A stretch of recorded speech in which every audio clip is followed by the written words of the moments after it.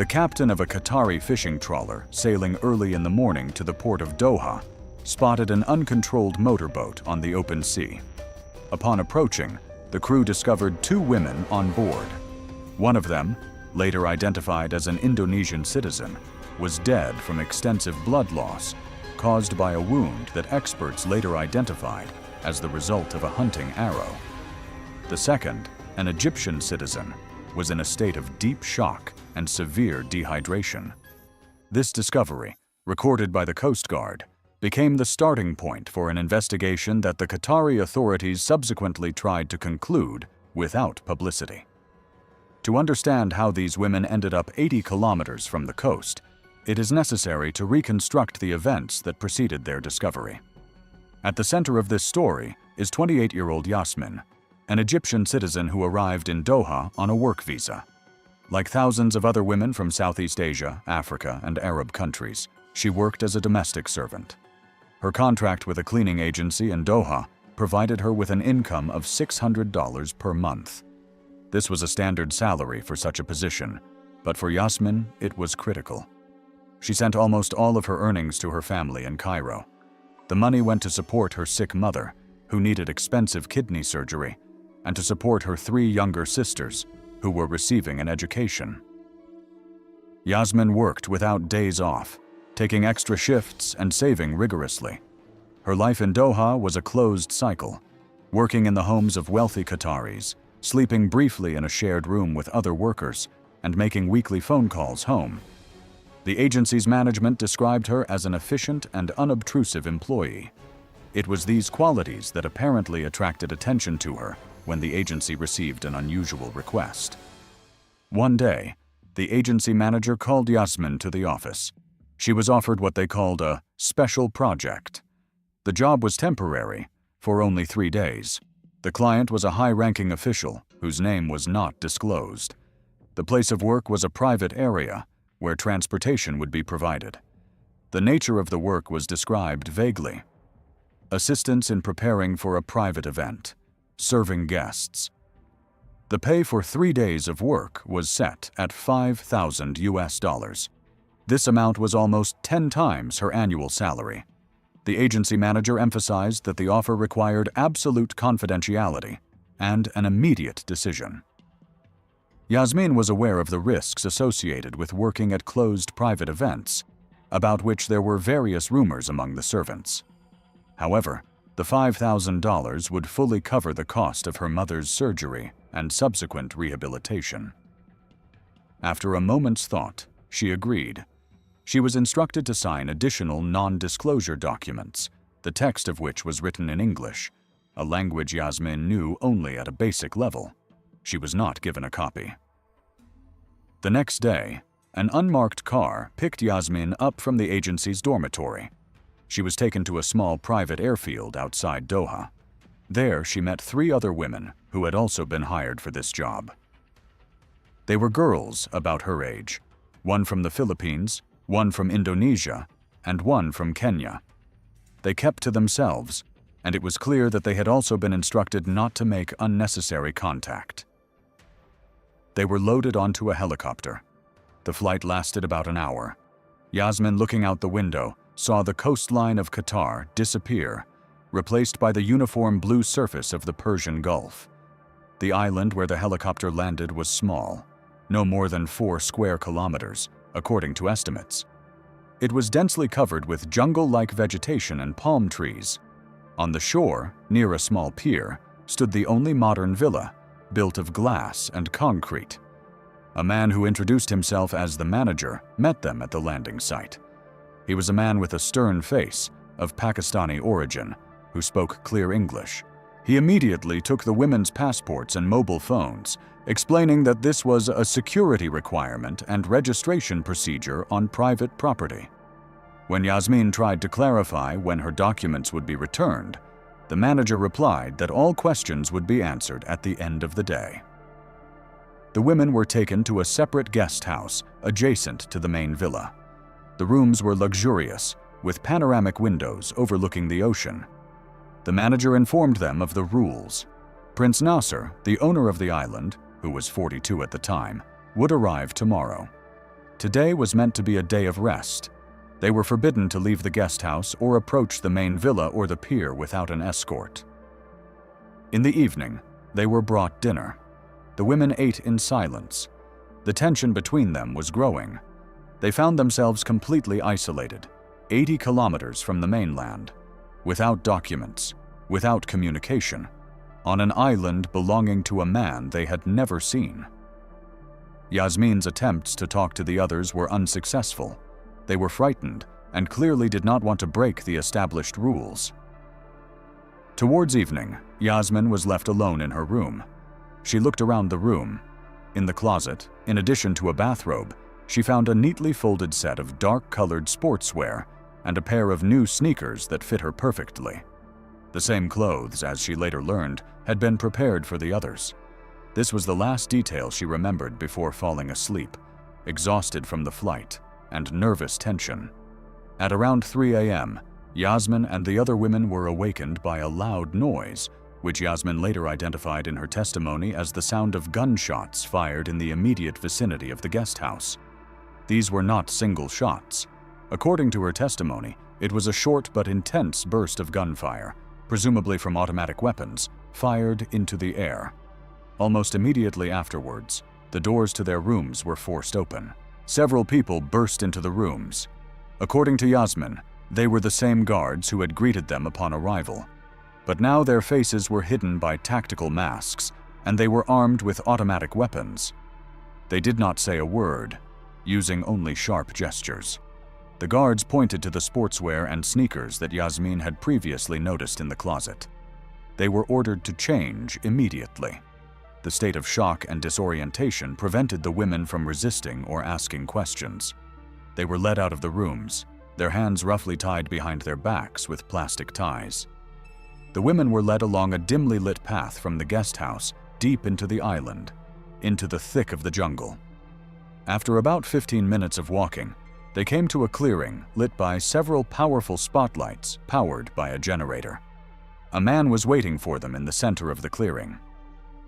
It was 42-year-old Prince Nasser. He was dressed in expensive camouflage clothing used by professional hunters. In his hands, he held a modern composite hunting bow, and a large knife was secured in a tactical sheath on his hip. The Pakistani manager who had met them on arrival stood next to him, acting as an interpreter, although the prince apparently understood English. Prince Nasser looked at the women. His gaze, as described by Yasmin, was devoid of any emotion. Then he began to speak. His tone was calm and businesslike, as if he were instructing staff before the start of a routine event. The manager translated his words. The prince explained the rules. He called what was happening a survival game. He said he would give them exactly 30 minutes head start. After that, he would begin the hunt. Their task was to hide and survive on the island. He reminded them that the island was surrounded by water and that the nearest shore was 80 kilometers away, making any attempt to escape by swimming impossible. The prince specified that the game would last 12 hours. However, he also set a key condition. If at least one of them survived until 6 in the morning, i.e. until dawn, she would be declared the winner. The winner, according to him, would immediately receive her freedom and a reward of $100,000. He did not specify what would happen to those he caught before that time. According to Yasmin, the women were in a state of shock. The Kenyan woman began to cry quietly, but the manager ordered her to be quiet with a sharp gesture. Prince Nasser gave a sign, and one of the guards cut the ties on the women's hands. "Run," he said.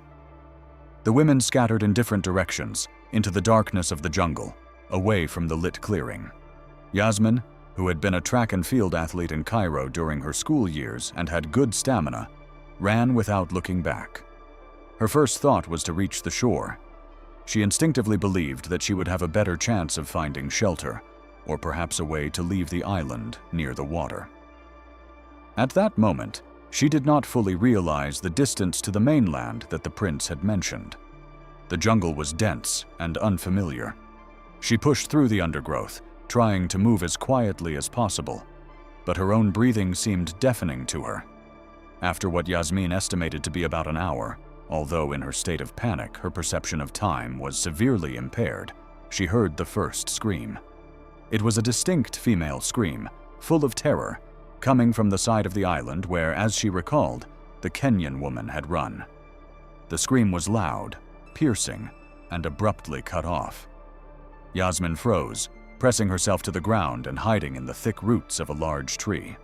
She tried to suppress her panic. Fear gave way to a cold, clear understanding. This was not a game or some form of cruel staging. This was reality. Prince Nasser was indeed hunting them, and he was armed. Yasmin continued moving, but now much more slowly, listening to every rustle. She decided to move parallel to the coastline, but remain under the dense cover of the trees. The humid night air made it difficult to breathe. She navigated by the sound of the surf, which was barely audible through the thick foliage. She realized that the hunter was probably using night vision goggles, which made her completely vulnerable in the dark. She tried to choose routes where the foliage was denser, avoiding open glades. After what seemed like another 2 hours, a second scream rang out. It was much closer than the first. Yasmin recognized the Filipino woman's voice. The scream was short, followed by a sound like a struggle or a body falling, and then complete silence. Now there were only 2 of them left. Yasmin lay down on the ground, covering her mouth with her hands so as not to make a sound. She lay there until she was sure there was no immediate danger. Realizing that passive waiting in the jungle would lead to inevitable discovery, Yasmin began to move cautiously deeper into the island, away from the shore, where she assumed the hunter might be waiting for her. She moved almost blindly, stumbling over roots and branches. During one of these stops, she almost collided with another figure. It was the Indonesian woman whom Yasmin remembered from their brief conversation in the helicopter, named Sari.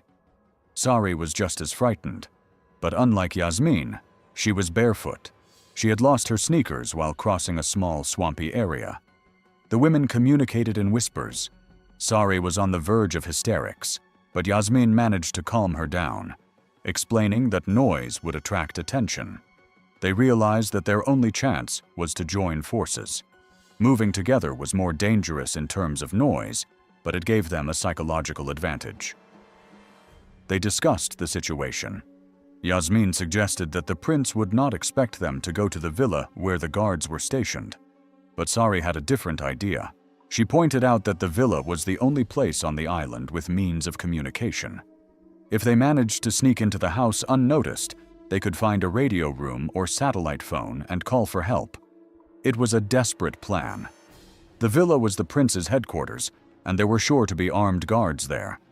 However, the alternative was to wait passively in the jungle until a hunter with a bow found them. They decided to take the risk. According to their calculations, there were no more than 2 hours left before dawn. That is, before 6 in the morning. They had no time to hide any longer. They began to slowly make their way towards the villa, guided by the dim lights of the service buildings visible through the trees. According to Yasmin's estimate, it took them over an hour to reach the villa. They moved slowly, using the thick shadows, running from one hiding place to another. Time was running out. The clock on the wall in the guest house, which Yasmin remembered, showed that dawn would break at around 6 in the morning. According to their calculations, it must have been around 4:30 in the morning. All their hope was that the prince, having caught 2 victims, might stop actively hunting until morning, or that the guards, confident in the island's isolation, had relaxed their vigilance. The villa seemed to be plunged into darkness, except for a few dim service lights around the perimeter. The main living areas with panoramic windows were dark. The women circled the building, looking for a point of entry. They discovered that the door leading to the kitchen from the courtyard was unlocked. This could have been either an oversight on the part of the staff, or, more likely, part of a deliberate plan. They had no choice but to take the risk. Once inside, they found themselves in a large kitchen equipped with the latest technology. Everything was made of stainless steel and stone. They moved cautiously, trying not to make any noise. From the kitchen, they entered the main hall of the villa. Moonlight streaming through the glass walls created deceptive lighting. They passed a bar counter stocked with expensive drinks. Their goal was the radio room or the manager's office, where communication equipment might be located. They found a door that appeared to lead to a service corridor. At the end of the corridor was a room with electronic equipment. It was a radio room equipped with satellite communications. The equipment looked complicated, but the main transmitter had a standard red button with the International Distress Signal, SOS. Yasmin, who had taken basic courses in office technology in Egypt, understood that activating this signal might be their only chance. Sari stayed by the door, watching the corridor, while Yasmin approached the console. She pressed the button. Nothing happened for a few seconds, but then a green light came on the panel, confirming that the signal had been transmitted.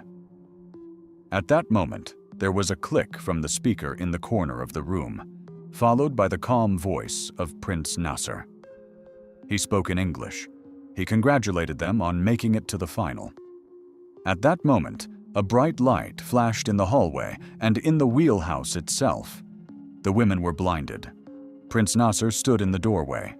He was calm, holding the same hunting bow, but this time with an arrow nocked. He was not alone. The Pakistani manager stood behind him, blocking the exit. The prince slowly raised his bow. He was not aiming at Yasmin, who was standing at the console, but at Sari, who was frozen in the doorway. Sari screamed, but did not have time to move. The prince released the bowstring. There was almost no sound of the shot, just a dry click and a whistle. The arrow with a hunting tip entered Sari's thigh deeply, a few centimeters from the femoral artery. Sari collapsed to the floor, her scream turning into a moan. Dark blood immediately began to soak through her sweatpants and spread across the light-colored floor of the hallway. Yasmin, seeing this, reacted instinctively. She was no longer a victim paralyzed by fear. She acted out of desperation. Without thinking, she turned to the bar counter, which was a few steps away from the radio room in the main hall. The prince, obviously enjoying the moment, was slowly turning toward her, perhaps to reload his bow, or simply to speak. Yasmin grabbed a heavy, full bottle of whiskey from the bar counter. With all the strength she could muster, she hurled it at the prince. She aimed for his head. The bottle struck Nasser in the temple. There was a dull thud and the sound of breaking glass. The prince made no sound. He simply collapsed to the floor like a mannequin and lay motionless, briefly losing consciousness. The manager, standing behind him, was momentarily taken aback, not expecting such aggression.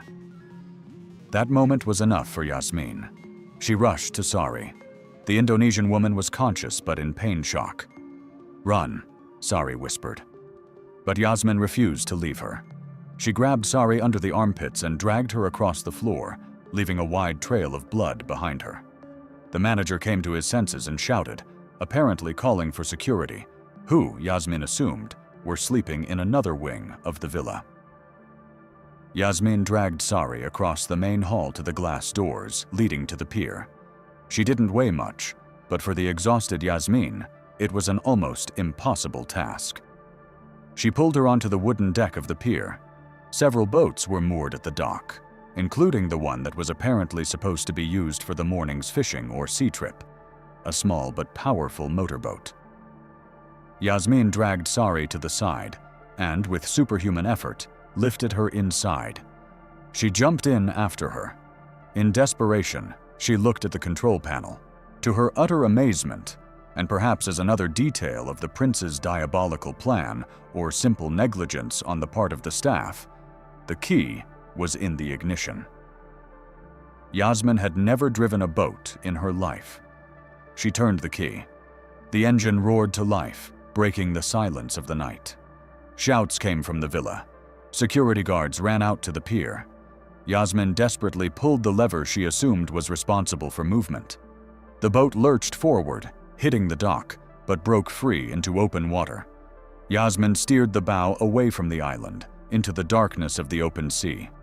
Almost immediately, she heard the roar of a second, more powerful engine. The guards were starting up a pursuit boat. The race for survival continued on the water. Yasmin had no idea how to navigate. She simply steered the boat straight ahead, while Sari moaned and bled on the floor of the boat. Yasmin tried to steer with one hand and hold Sari's wound with the other, but it was useless. There was blood everywhere. The chase continued in the pre-dawn darkness. The security boat was faster, but Yasmin maneuvered desperately, albeit clumsily. Dawn was breaking.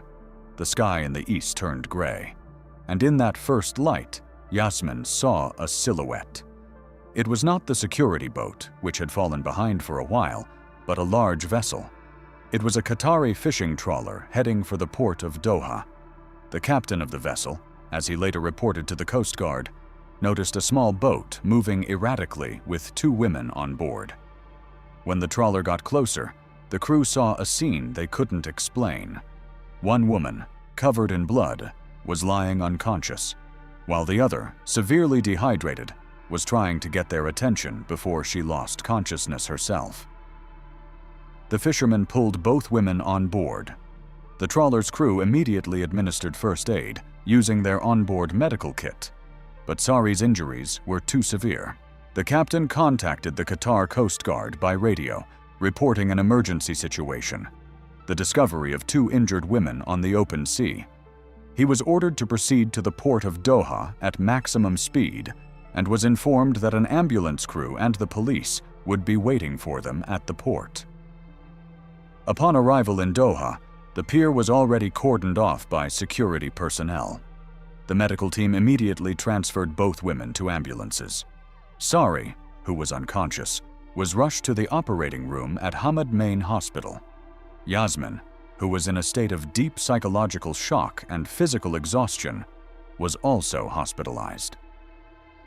An hour after arriving at the hospital, Sari died on the operating table. According to the doctor's conclusion, death was caused by irreversible blood loss and hemorrhagic shock due to a ruptured femoral artery. Initially, the police who arrived at the hospital treated the incident as a possible pirate attack or a failed attempt at illegal migration. However, as soon as Yasmin was able to speak, her testimony radically changed the course of the investigation. She gave a detailed, albeit rambling due to shock, account of the events of the previous 12 hours, the job offer, the helicopter flight, the arrival on the private island, the confiscation of her documents, the sportswear in the wardrobes, and finally, the night hunt organized by Prince Nasser. She described the deaths of the Kenyan and Filipino women, the trap at the villa, and Sari's injury. At first, the police were skeptical of her story, perhaps mistaking it for the ravings of a traumatized person. However, the physical evidence was undeniable. Sari's wound had been inflicted not by a firearm or a conventional cold weapon, but by a specific hunting spearhead, which had been removed during surgery. In addition, Yasmin gave the exact name, Prince Nasser, a member of one of the influential branches of the ruling family. This name immediately elevated the level of the investigation. The case was transferred from the port police to the State Security Service. Based on Yasmin's testimony and physical evidence, Sari's dead body, a decision was made to conduct an immediate operation on the island, which was quickly identified by air traffic control as the private property of Prince Nasser. A special operations unit of the Coast Guard was sent to the island. What they found fully corroborated Yasmin's words. Prince Nasser, his manager, and several security guards were on the island. The prince had visible signs of trauma to his head, presumably from being struck with a bottle. While searching the island, in the area Yasmin had indicated as the place where she heard the screams, the task force discovered 2 fresh graves. The graves were shallow, dug in haste. They contained the bodies of 2 other women, a Filipino and a Kenyan. A forensic examination conducted later determined that both women had died from multiple stab wounds, presumably inflicted with a large hunting knife. Traces of blood matching Sari's blood type were found in the villa, as well as broken glass from an expensive whiskey bottle. Prince Nasser and all the staff on the island were arrested and taken to Doha for questioning. The incident involving a member of the royal family, 3 murdered foreign nationals, and 1 surviving witness had the potential to escalate into a major international scandal. However, further events unfolded according to a different scenario. Prince Nasser was taken into custody. A team of high-profile lawyers immediately got involved in the case. Their defense strategy was announced almost immediately. According to their version, what happened on the island was not murder. They claimed that the women had been hired to participate in an extreme role-playing game with elements of survival. The lawyers provided contracts allegedly signed by all 4 women, including Yasmin and Sari. These documents, written in English, described the risks in detail, including the possibility of injury, and specified a reward of $100,000 for successfully completing the game. The lawyers insisted that all the women participated voluntarily, lured by the large sum of money. The death, they said, was a tragic accident, the result of a failure to follow safety rules during the game. The investigation also faced difficulties in gathering direct evidence against the prince. The murder weapon, the knife used to kill the Kenyan and Filipino women, was never found. The bow that wounded Sari, according to the defense, was loaded with a special humane arrow with a blunt tip for role-playing games, and the fatal wound was the result of an accident and Sari's fall. Yasmin's testimony was the only direct accusation, but she was an interested party, and the defense insisted that she had violated the terms of her contract and was now trying to avoid responsibility for the tragedy. 3 days after his arrest, Prince Nasser was released from custody due to a lack of direct evidence linking him to the actual commission of the murders. The manager took responsibility for insufficient security arrangements for the event. As for Yasmin, her position quickly changed from that of a witness to that of a problem.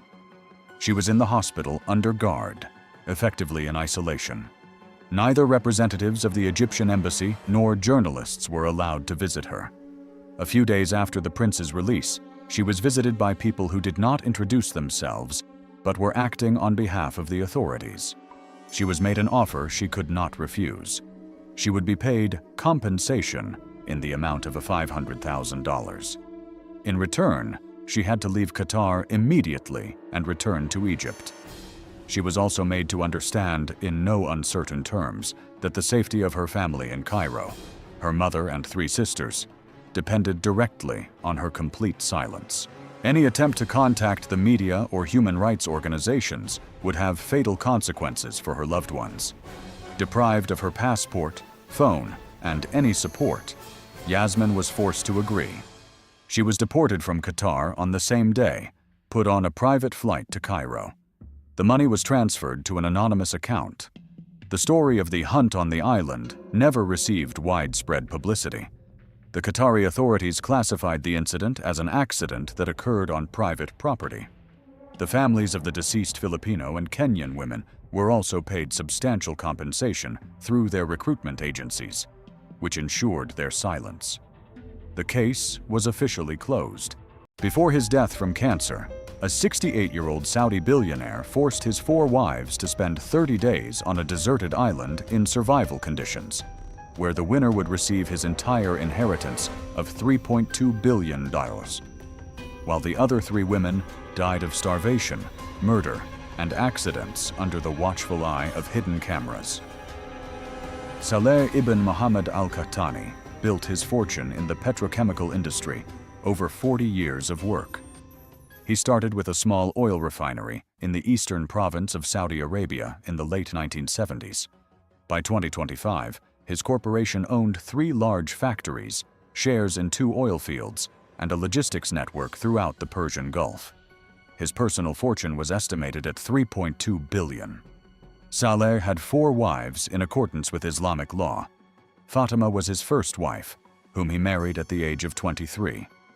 She was 17 at the time. The marriage was arranged by their families, as is customary in conservative Saudi circles.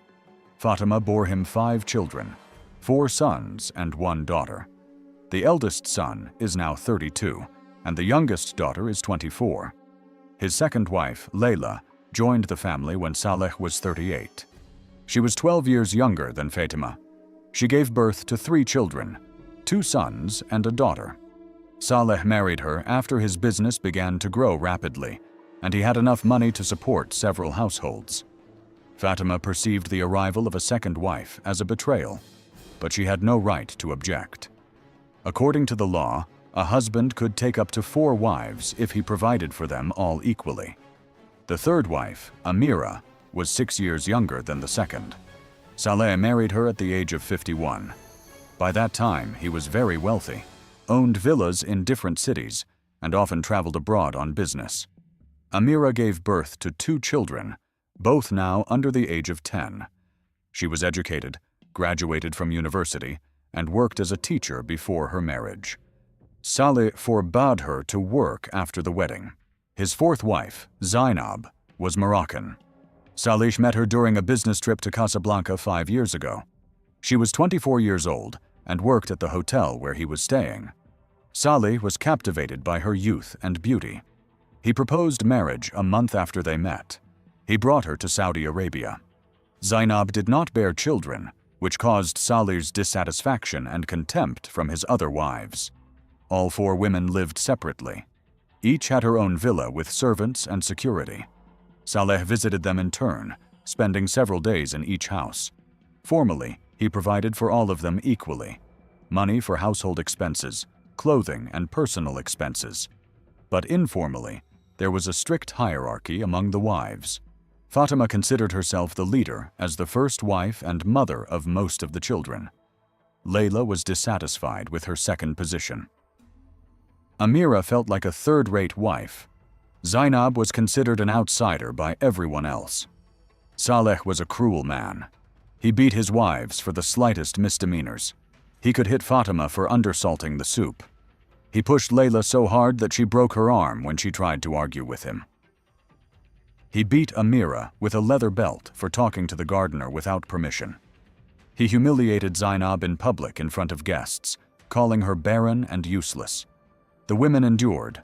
Leaving him meant losing everything: their children, their money, their status. Divorce was shameful in their society, and Saleh would never grant a divorce willingly. They all waited for him to die. No one said it out loud, but every one of them thought it. Saleh knew it. He saw the hatred in their eyes when he thought they weren't looking. He heard Fatima praying for his death when she thought he was asleep. He found Layla's correspondence with her friend, where she wrote that she couldn't stand another year with this monster. He understood that Amira looked at him with disgust. He noticed the relief in Zainab's eyes when he left. In early 2024, Saleh felt weakness and pain in his right side. He went to the doctors. The diagnosis was stage 4 liver cancer, metastasis in the lymph nodes and bones. The prognosis was 6 months to live, a year at most. The doctors suggested chemotherapy, but the chances of remission were close to 0. Saleh refused treatment. He decided to face death like a man, without trying to cling to life. He didn't tell anyone about the diagnosis. He continued to live his normal life.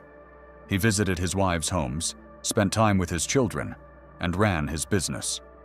The pain grew worse with each passing month, but he endured it, secretly taking painkillers. By the summer of 2025, he could no longer hide his illness. He had lost 20 kilograms, his skin had turned yellow, and he was constantly weak. His wives noticed the changes but didn't ask any questions. Secretly, each of them hoped that he was seriously ill. The children also saw that their father was changing, but Saleh dismissed their questions. He said that he was just tired from work and needed a rest. In July, he called his lawyer. He said he wanted to revise his will. The lawyer came to the villa with the documents. Saleh explained that he wanted to create an unusual will. He didn't want to simply divide his property equally between his wives and children, as prescribed by Sharia law. He wanted something different. The lawyer listened attentively and took notes, but when Saleh finished, he said that such a will could be challenged in court.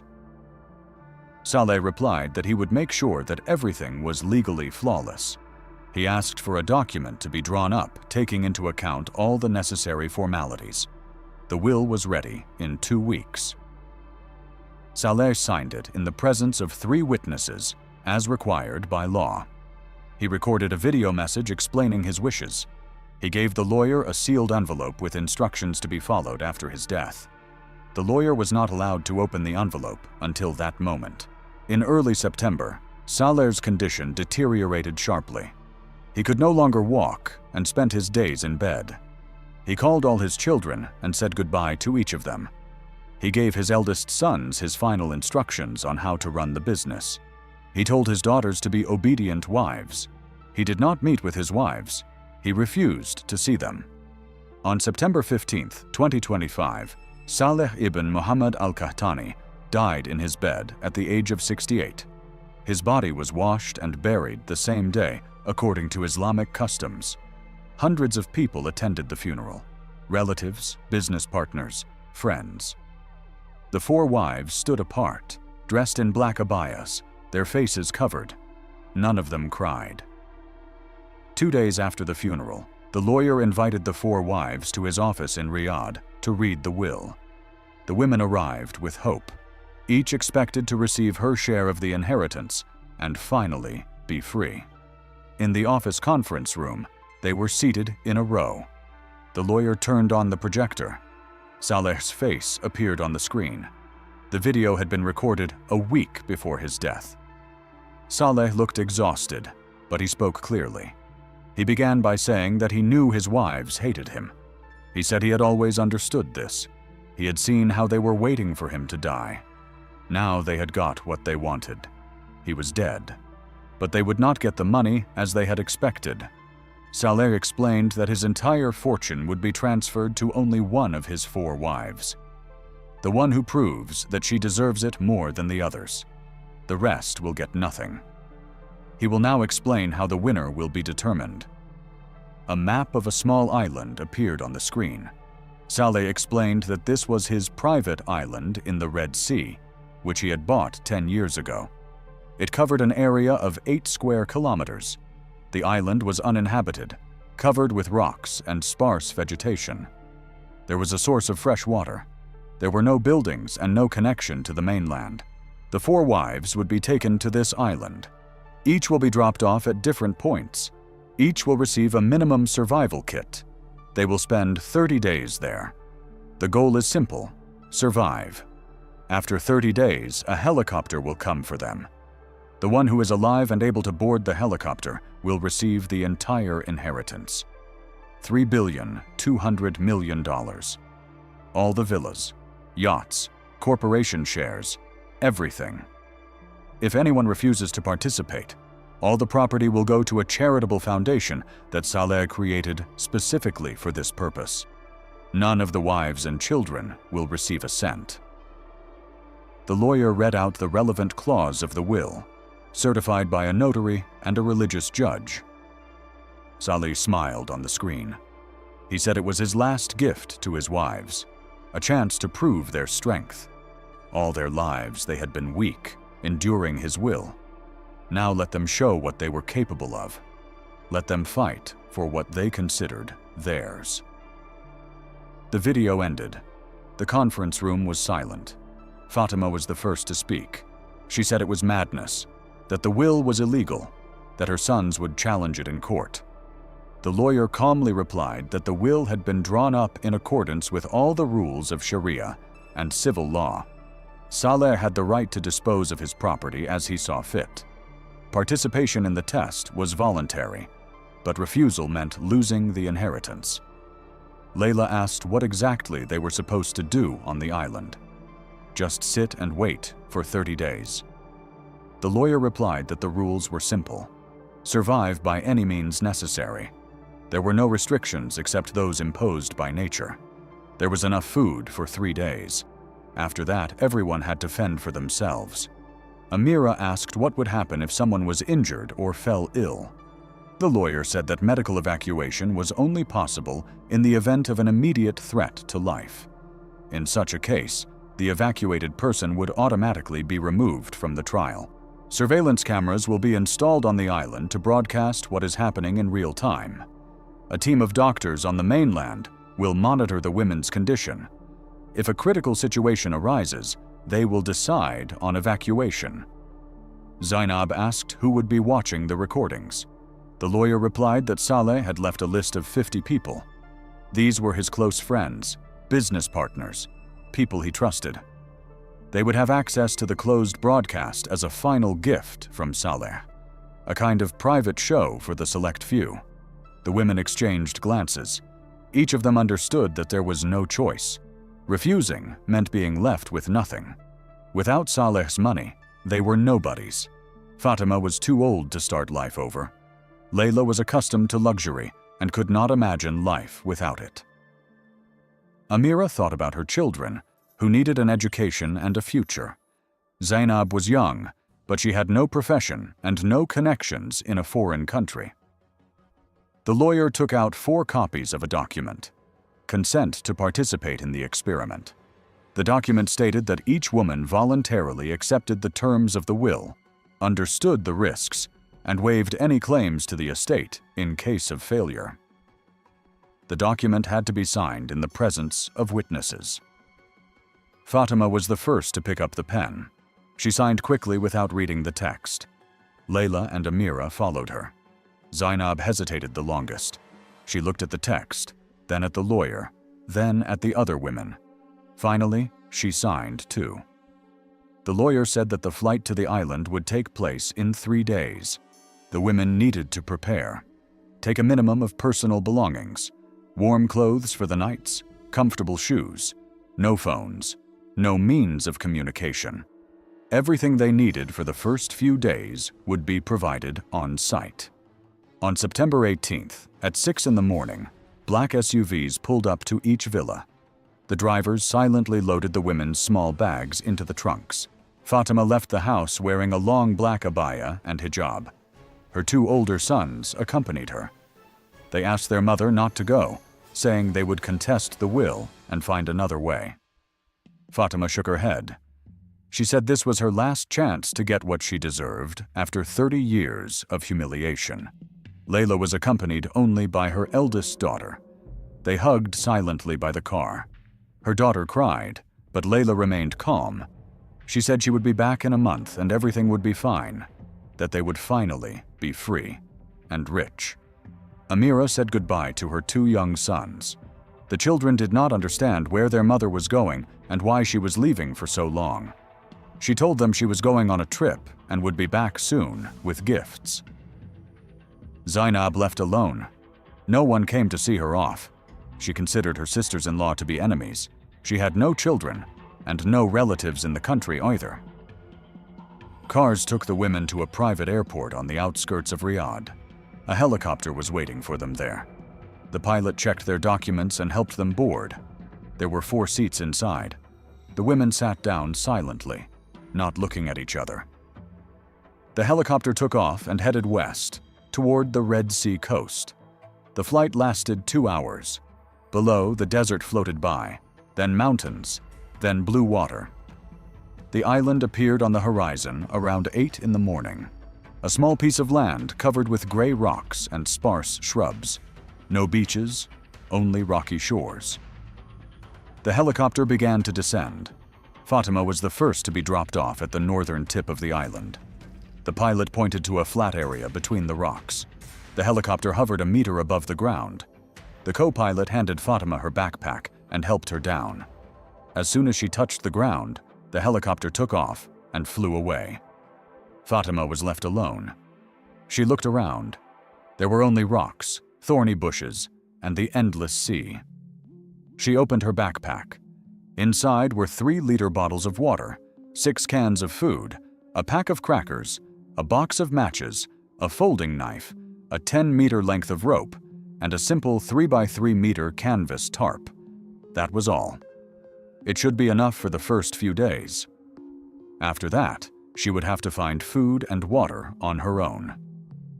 Next, they dropped Layla off on the west coast. Her backpack had the same contents. The helicopter flew away, leaving her on a narrow strip of land between the sea and a sheer cliff. Layla looked at the cliff. It was 20 meters high. Birds were crying from above. She picked up her backpack and began to look for a way up. Amir was dropped off on the east side. The place was more gentle, with sparse vegetation. She saw a small grove of low trees in the distance. She decided to go there to find some shade. Zainab was dropped off last, at the southern tip. It was the rockiest and most deserted place. She sat down on the ground and cried as soon as the helicopter disappeared from view. During the first day, the women settled in. Fatima found a natural cave in the cliff. It was small but protected from the wind and sun. She stretched a tarp over the entrance, creating additional shade.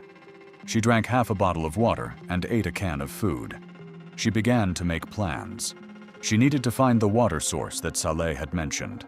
Without water, they would not survive 30 days. Layla climbed to the top of the cliff.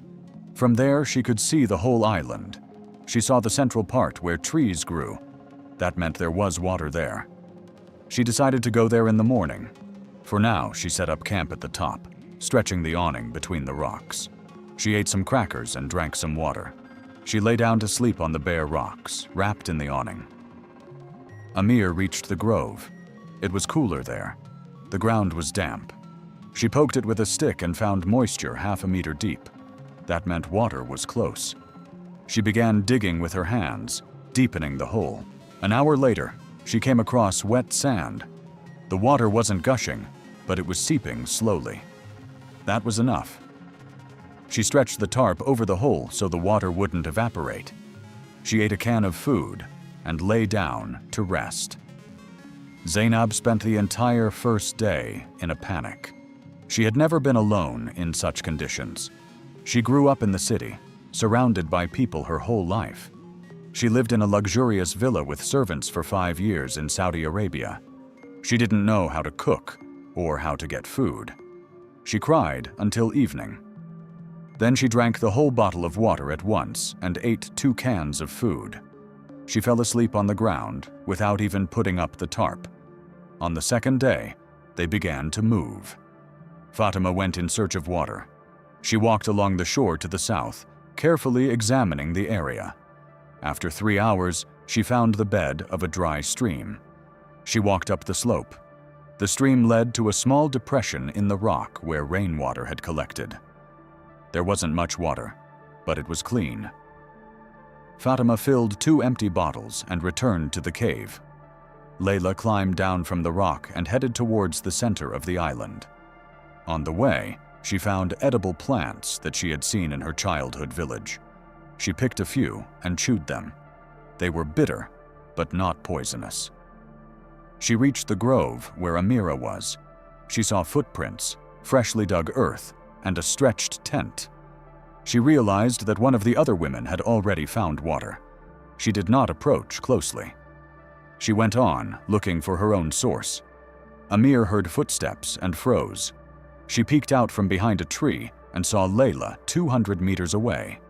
Layla also noticed her. The women looked at each other for a few seconds. Then Layla turned and walked on. Both understood that direct conflict was not necessary yet, each on her own. The meeting would take place later. Zainab woke up on the 3rd day with a headache from dehydration. The water had run out yesterday. There was only enough food left for 1 day. She forced herself to get up and start moving. She walked along the shore to the north, not knowing where she was going. 2 hours later, she came to the place where Fatima had been dropped off. She saw a cave and a tent, but Fatima herself was not there. Zainab came closer. In the cave lay a backpack with leftover food and a bottle of water. She grabbed the bottle and drank half of it in 1 gulp. She took a can of food and hid it in her pocket. She heard footsteps and turned around. Fatima was standing 10 meters away, holding a fist-sized rock in her hand. Her face was calm, but her eyes were hard. She asked what Zainab was doing in her camp. Zainab backed away and mumbled that she was just looking for water. She didn't want to take anything. Fatima stepped forward. She said that Zainab had always been a thief. She stole the place of the fourth wife, even though she was unworthy of it. She stole Saleh's money for her own whims. Now she was stealing her food. Zainab tried to explain, but Fatima threw a stone. It hit her shoulder. Zainab cried out in pain, turned around, and ran away. Fatima did not pursue her. She returned to the cave and checked the supplies. 1 can of food was missing. Half of the water had been drunk. Bad. She had to be more careful. The other women were already looking for resources and would start attacking. It was time to prepare for defense. By the end of the first week, everyone's food supplies were gone. The real stage of survival had begun. Fatima used her childhood experience in a Bedouin family. She remembered how her grandfather taught her to find edible roots in the desert. She dug the ground near dry plants, found thick roots, and boiled them in a tin can over a fire. She caught lizards basking on rocks. She killed them with a stone and roasted them over the fire. The taste was disgusting, but it was food. Layla found a colony of crabs in the coastal rocks. She hunted them at night when they crawled out. She caught them with her hands, broke their shells with stones, and ate the raw meat. It made her nauseous, but her body accepted the food. She found shellfish stuck to underwater rocks. She collected seaweed and dried it in the sun. She made a kind of soup by boiling everything in a can. Amira made a spear out of a long branch and a sharpened stone tied with a rope. She stood for hours in shallow water, tracking fish. She caught her first one only on the 4th day of trying. It was a small fish, about 50 grams. She ate it whole, bones and guts included. Gradually, she learned to aim more accurately. Sometimes she brought back 2 or 3 fish a day. That was better than the others. Zainab didn't know how to do anything. She tried to eat any plants she could find and got poisoned on the 3rd day after her supplies ran out. She vomited for a day. She lost a lot of fluid. She became weak. She found a bird's nest on the ground, broke the eggs, and drank the contents. It was enough for a day. Then she was hungry again. She began to lose weight quickly. Her body was burning from the inside. On the 8th day, Zainab decided that she would not survive alone. She needed an alliance. She went to look for Amira because she seemed to be the youngest and most agreeable. She found her by the water with a spear. She approached her with her hands up, showing that she was unarmed. Amira was wary, but she didn't run away. Zainab suggested they join forces. She said that together they would be stronger. They could share resources and help each other. And when 30 days had passed, they would divide the inheritance in half, 600 million each. It was fair. Both would survive. Both would be rich. Amira listened silently. Then she asked how Zainab imagined the division. The will was clear. The winner gets everything. The inheritance cannot be divided if both are still alive. Zainab insisted that they would find a way. They would write an agreement after they returned. They would force the lawyers to comply. They would have power and money. Amira thought about it. The proposal was reasonable. It was hard to survive alone. It was easier together.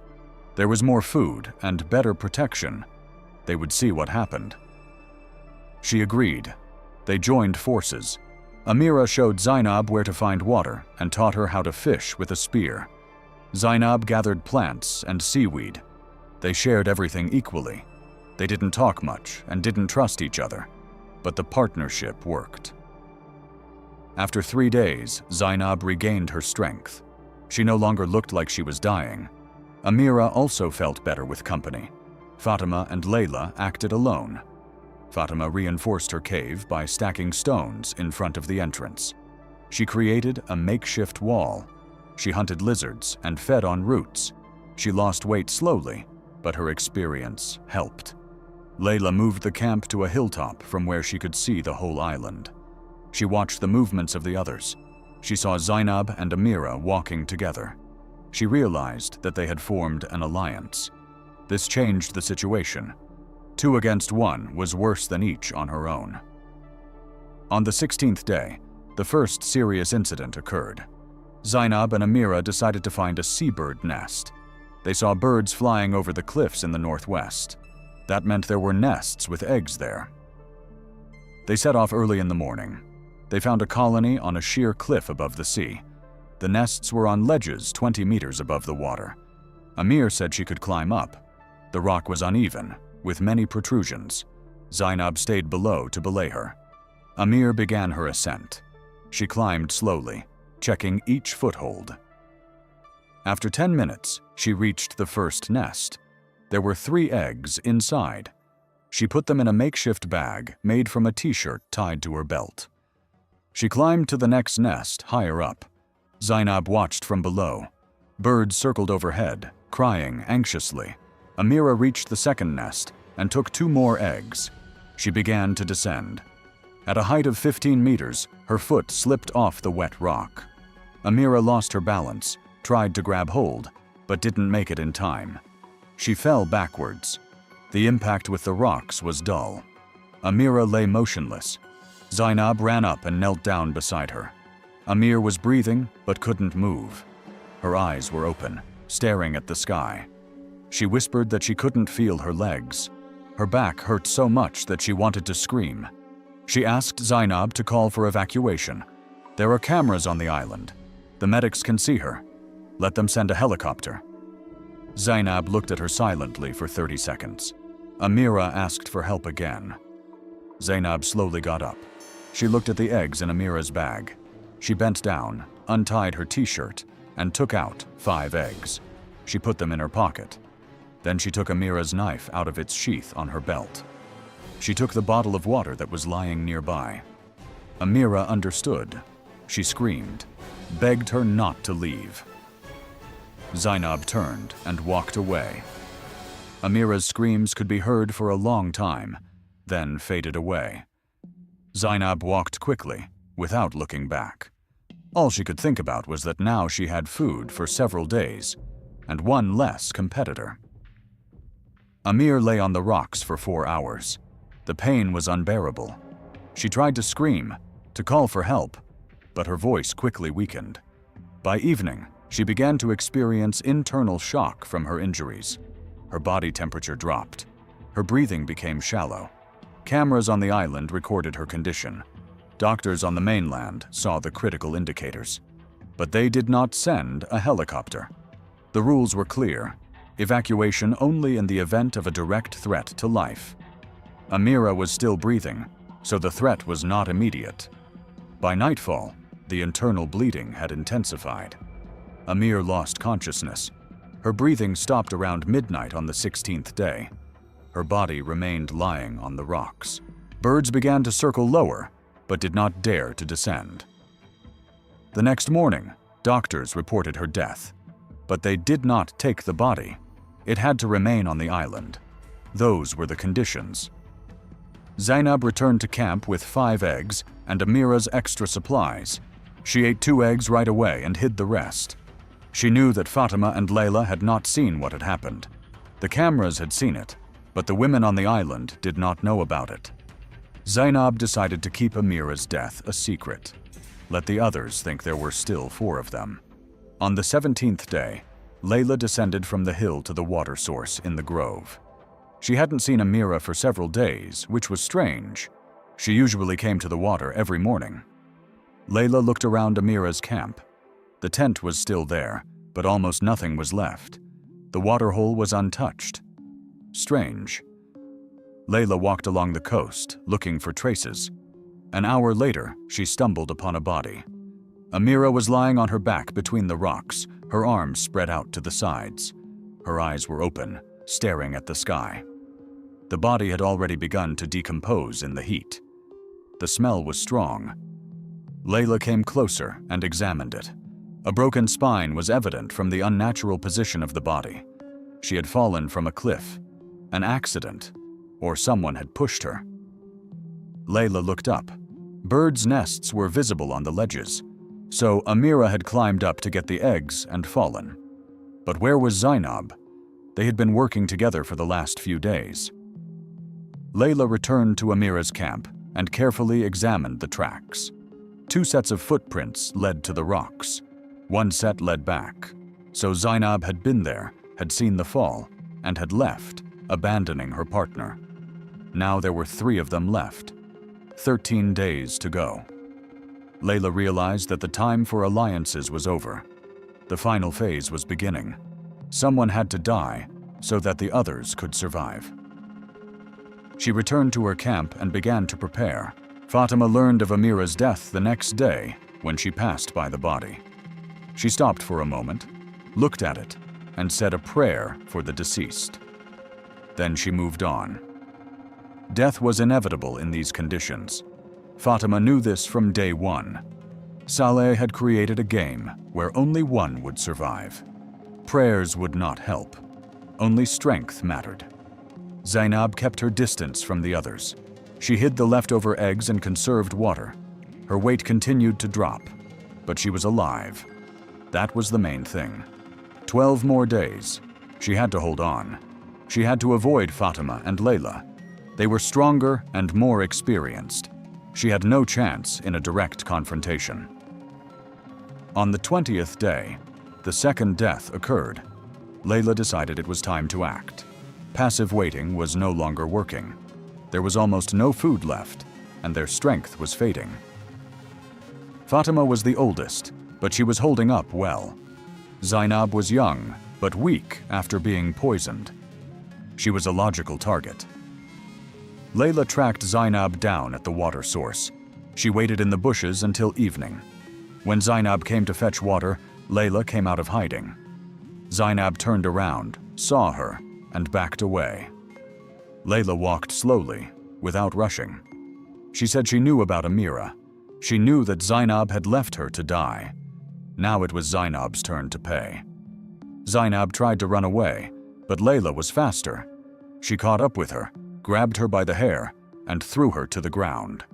Zainab screamed, scratched, and tried to break free. Layla was 15 years older, but a month of survival had made her tough. Her hands wrapped around Zainab's neck and squeezed. Zainab gasped, tried to push her away, kicked her legs. The forces were unequal. Layla strangled her until she lost consciousness. When Zainab's body went limp, she dragged her to the spring. She lowered her face into the water and held it there. She counted in her mind. 60 seconds. 120. 180. The body twitched several times, then fell completely still. Layla held on for another minute to be sure. Then she let go and stepped back. Zainab lay face down in the water, her arms outstretched. Dead. Layla returned to the camp. Her hands were shaking. She had killed a person, strangled her with her bare hands. The feeling was strange. Not pity, not horror, just emptiness, and the realization that only Fatima was left. 10 days to go. One of them would die. The other would get everything. Fatima found Zainab's body on the morning of the 21st day. She pulled it out of the water and laid it on the shore. The marks on her neck were clear. Strangulation. Layla. So, the open hunt had begun. Fatima returned to the cave and reinforced the entrance with stones. She took the largest stone she could lift. She sharpened the edge of a piece of silicone, creating something resembling a knife. Now all she had to do was wait.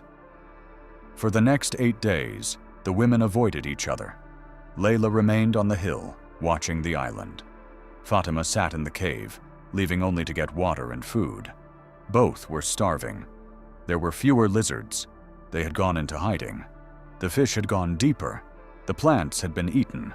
Their bodies were burning from within, consuming their last reserves. On the 28th day, Layla realized that it was time to end it. 2 more days and the helicopter would arrive. If both of them were alive, what would happen? The will did not provide for such a scenario. She had to act now. She went downstairs at night. She knew where Fatima's cave was. She approached quietly and listened. She could hear breathing inside. Fatima was asleep. Layla began to move the stones at the entrance. Fatima woke up to the sound. She jumped out with a stone in her hand. She saw Layla in the dark. A fight began. Both were exhausted, but adrenaline gave them strength. Fatima swung the stone. Layla dodged. She hit Fatima in the stomach, and she doubled over. Layla tried to knock her down, but Fatima hit her in the face with her elbow. Layla fell, blood gushing from her broken lip. Fatima threw herself on top of her and pinned her to the ground. Layla was 9 years younger. She was stronger. She rolled Fatima over and ended up on top. Her hands groped for her neck. Fatima grabbed her hair, pulled it, and scratched her face. Layla squeezed her throat with all her might. Fatima gasped, choking. Her blows weakened. Her eyes rolled back. When Fatima fell silent, Layla did not let go immediately. She held on for a long time. She remembered that Zainab had twitched after losing consciousness. She had to make sure. She sat on Fatima's chest, choking her until her hands went numb. Then she got up. Fatima lay motionless, dead. Layla went to the water and washed her face. Blood dripped into the spring. She returned to her camp. She lay down on the ground. She did not sleep until morning. She thought about what she had done. 3 women were dead. She had killed 2 with her own hands. She was the only one left. In 2 days, the helicopter would arrive. She had won. The 29th day passed in anticipation. Layla hardly moved. Her strength was running out. She drank water, nothing else. She hadn't eaten in 3 days. The 30th day began at dawn. Layla got up and went down to the shore. She sat on the rocks and looked at the horizon. At 10 in the morning, a dot appeared in the sky. A helicopter. It was approaching quickly. It hovered over the shore and began to descend. Layla got up and walked to the landing pad. Her legs were buckling. The helicopter landed. The door opened. The co-pilot jumped out and held out his hand. Layla took it, and they lifted her on board. The helicopter took off. Layla looked down at the island. 3 bodies were lying somewhere down there. Amira was by the rock. Zainab was by the spring. Fatima was by the cave. They were all dead. She was alive. That meant she had won. The helicopter took Layla to a private clinic in Jeddah. The doctors conducted a full examination. She had lost 18 kilograms in 30 days. Dehydration, exhaustion, multiple abrasions and bruises. Tests showed critically low levels of protein and electrolytes. She was placed in a private room, hooked up to IVs, and started on restorative therapy. The foundation's lawyer visited her on the 3rd day. He brought documents for her to sign. Layla was officially recognized as the sole surviving participant in the experiment. According to Saleh's will, the entire inheritance passed to her.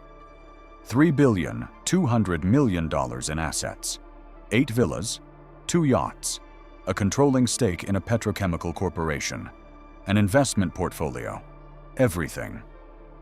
But there was a condition that Layla had not known about until that moment. The lawyer explained that Saleh had recorded an additional part of the will. The winner must watch the entire 30-day recording on the island in the presence of 50 witnesses chosen by Saleh. This is a mandatory condition for receiving the inheritance. Refusal means that all property will be transferred to a charitable foundation. Layla asked why this was necessary. The lawyer replied that it was Saleh's will. He wanted the winner to see everything that had happened. Every death, every murder, every moment recorded by 900 cameras. And he wanted his 50 friends to see it too. It was part of the punishment he had devised for his wives. The viewing was scheduled for a week after Layla's return. She was discharged from the clinic. She was taken to a private cinema in one of the hotels in Jeddah. The hall had 50 seats. When Layla entered, all the seats were taken. 50 men in traditional white robes sat silently staring at her. Saleh's business partners, friends of the family, influential people. Layla was seated in the front row, center. The lawyer explained that the recording was 8 hours long. It was an edited version, including key moments. There would be no breaks. Layla had to watch it from beginning to end.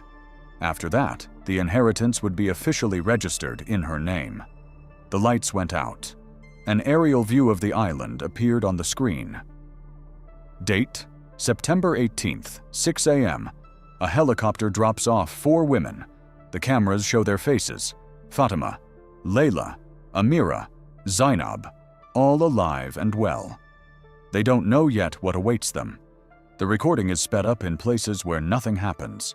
The main moments are shown: the first days of settling in, the search for water and food, meetings between the women, Zainab and Amira's conversation about an alliance, their joint hunting and fishing, Zainab's attempt to steal food from Fatima, a fight, a stone thrown by Fatima, then a scene on the rocks, the 16th day. Amira climbs up to the nests. The camera shows a close-up of her face. Concentration, caution. Then her foot slips. Fall. The impact with the rocks below is recorded from another angle. The body remains motionless. The camera switches to Zainab below. She runs up. She kneels down beside her. Amira says something, her lips moving. She asks for help. Zainab looks at her. 30 seconds of stillness. Then she bends down, takes the eggs from Amira's bag. She takes a knife, a bottle of water. She stands up. She leaves. The camera remains on Amira's face. Pain, horror, the realization that she has been abandoned. The next 4 hours of agony are shown in fast motion. Amira tries to scream. Then she falls silent. Her breathing becomes shallow. By evening, it stops. The time of death is recorded: 23:32. Layla sat motionless. She stared at the screen. Rare comments from the men could be heard around her.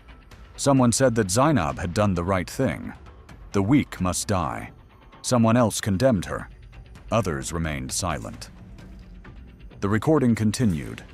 Day 20. Layla tracks Zainab to the spring.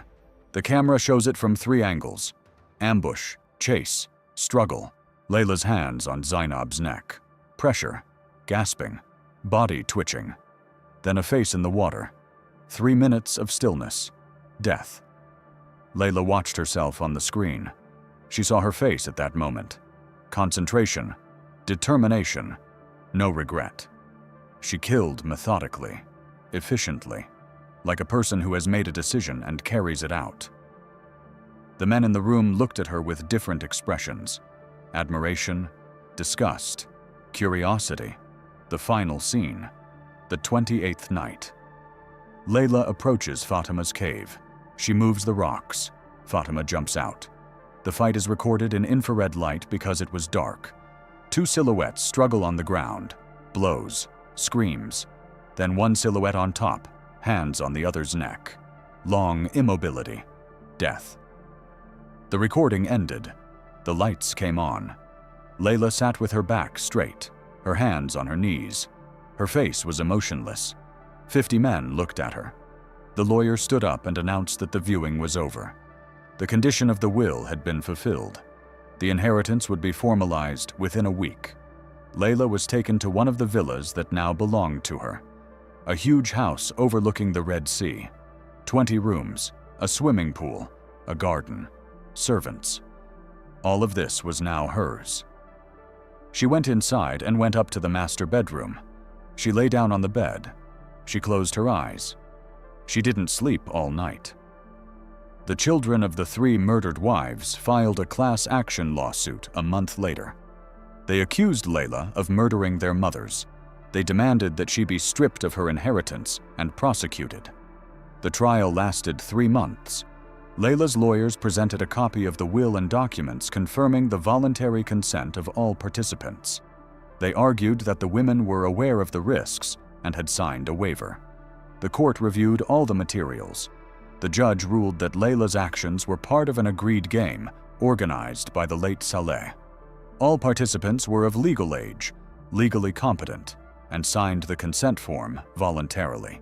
The deaths of Amira and Zainab were the result of the conditions of the game.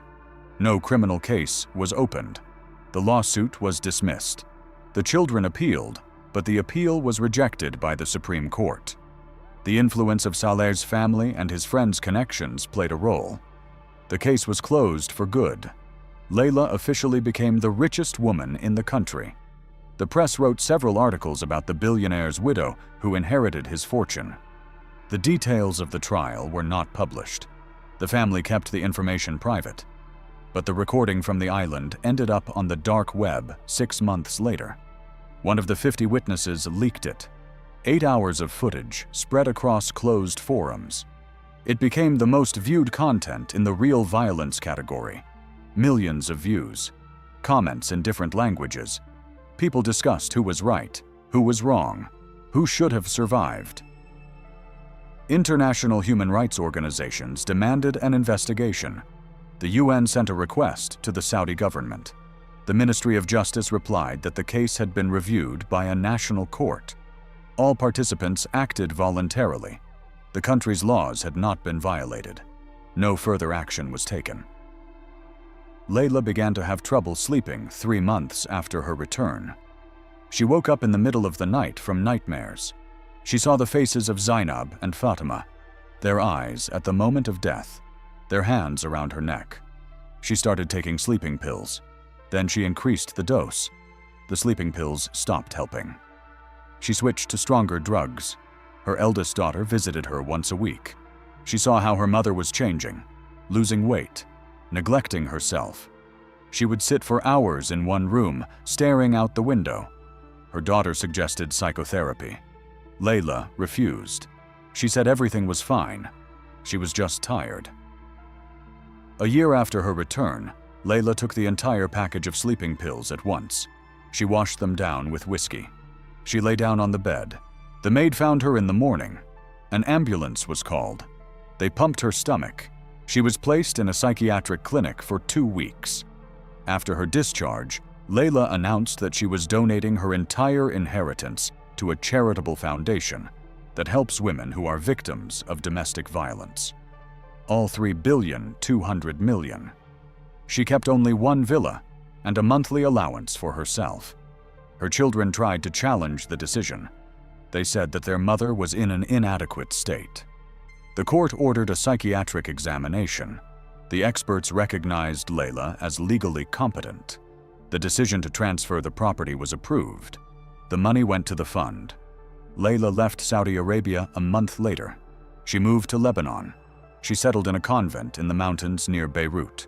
She converted to Islam but lived in a Christian convent by agreement with the abbess. She spent her days in prayer and working in the garden. She had almost no contact with anyone. Her daughter visited her once every 6 months. She said that her mother was calm but distant, as if she lived in another world. She did not talk about the past. She did not mention the island.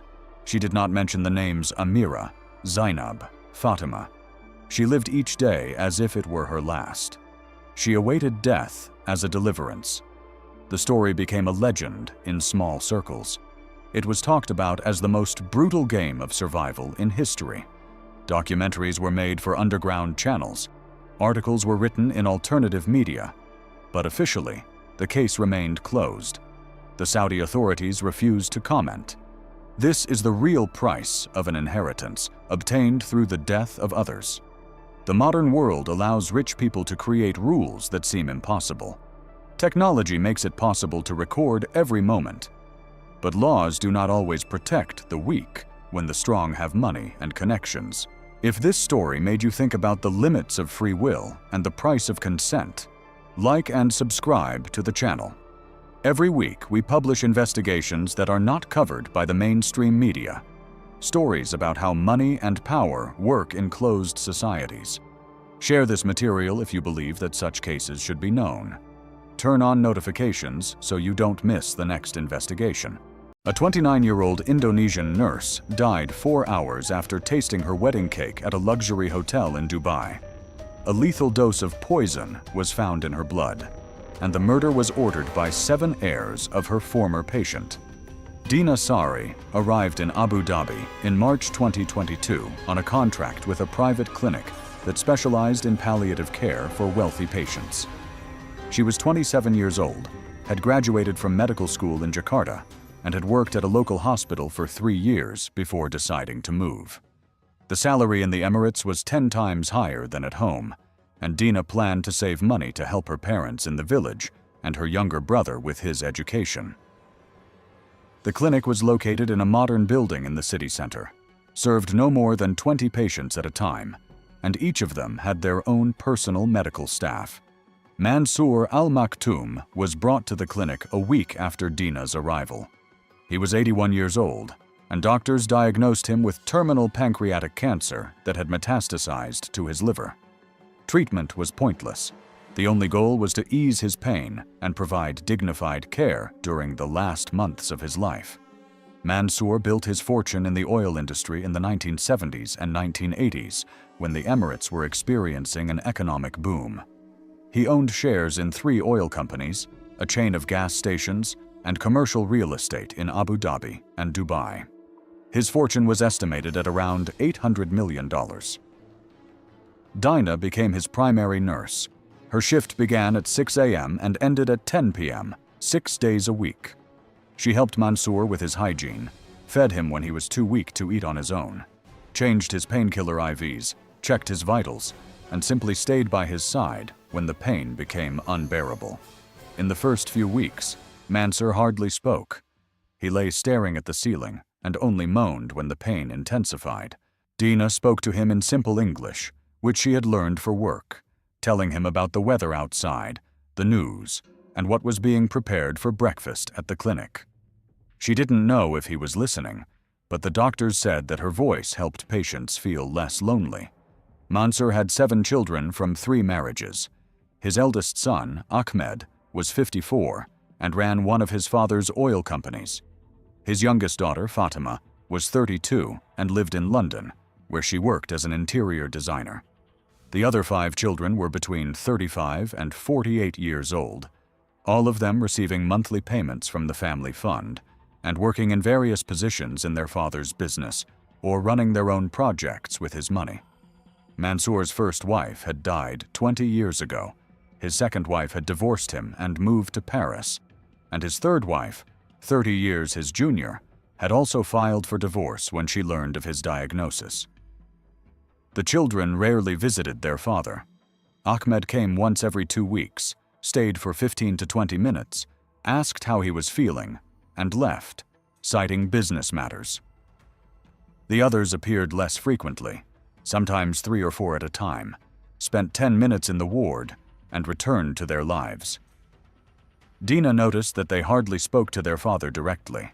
They talked to the doctors, asked about the prognosis, how long he had left, but communicated with Mansour himself formally, as if he were a stranger. After their visits, he usually became silent and refused to eat. The turning point came a month after he was admitted to the clinic. Dina was reading Mansour the news in English from her tablet when he suddenly stopped her. He asked her to tell him something about herself instead. Dina was taken aback. She was used to maintaining a professional distance, but there was something so tired and sincere in his voice that she decided to answer. She told him about the village in central Java where she grew up, about her parents who grew rice, about her brother who dreamed of becoming an engineer but couldn't afford university in Jakarta. Mansour listened without interrupting, then said that his father had also been a farmer. He remembered carrying water to the fields as a child and thinking that he would never escape that life. It was the first time he had ever spoken about his past. After that, they began talking every day. Mansour talked about how in the 1950s there was nothing in the Emirates but sand and fishing villages, how at the age of 20 he got a job as a worker on the first oil well, and within 10 years rose to become a manager. He told her how he bought his first share in the company by taking out a loan against his house, and how he nearly went bankrupt during the oil crisis of 1973. Dina listened, and Mansour perked up. He began to eat better, joke around, ask her opinion on the news, and request that she turn on the music. The doctors said his emotional state had improved, although he continued to weaken physically. Dina spent more time with him than her schedule required.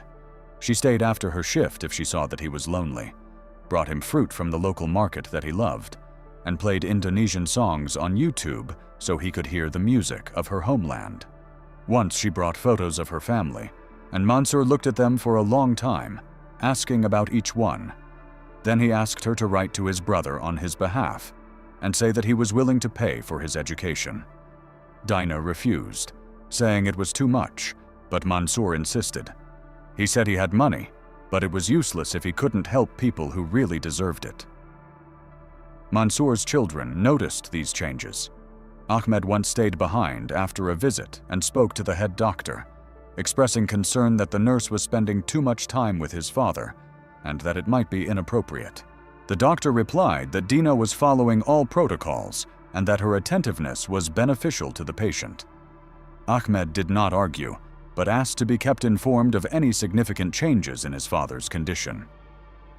A few days later, Mansur's two other children came together and also asked questions about Dina, how often she communicated with their father, and what they talked about.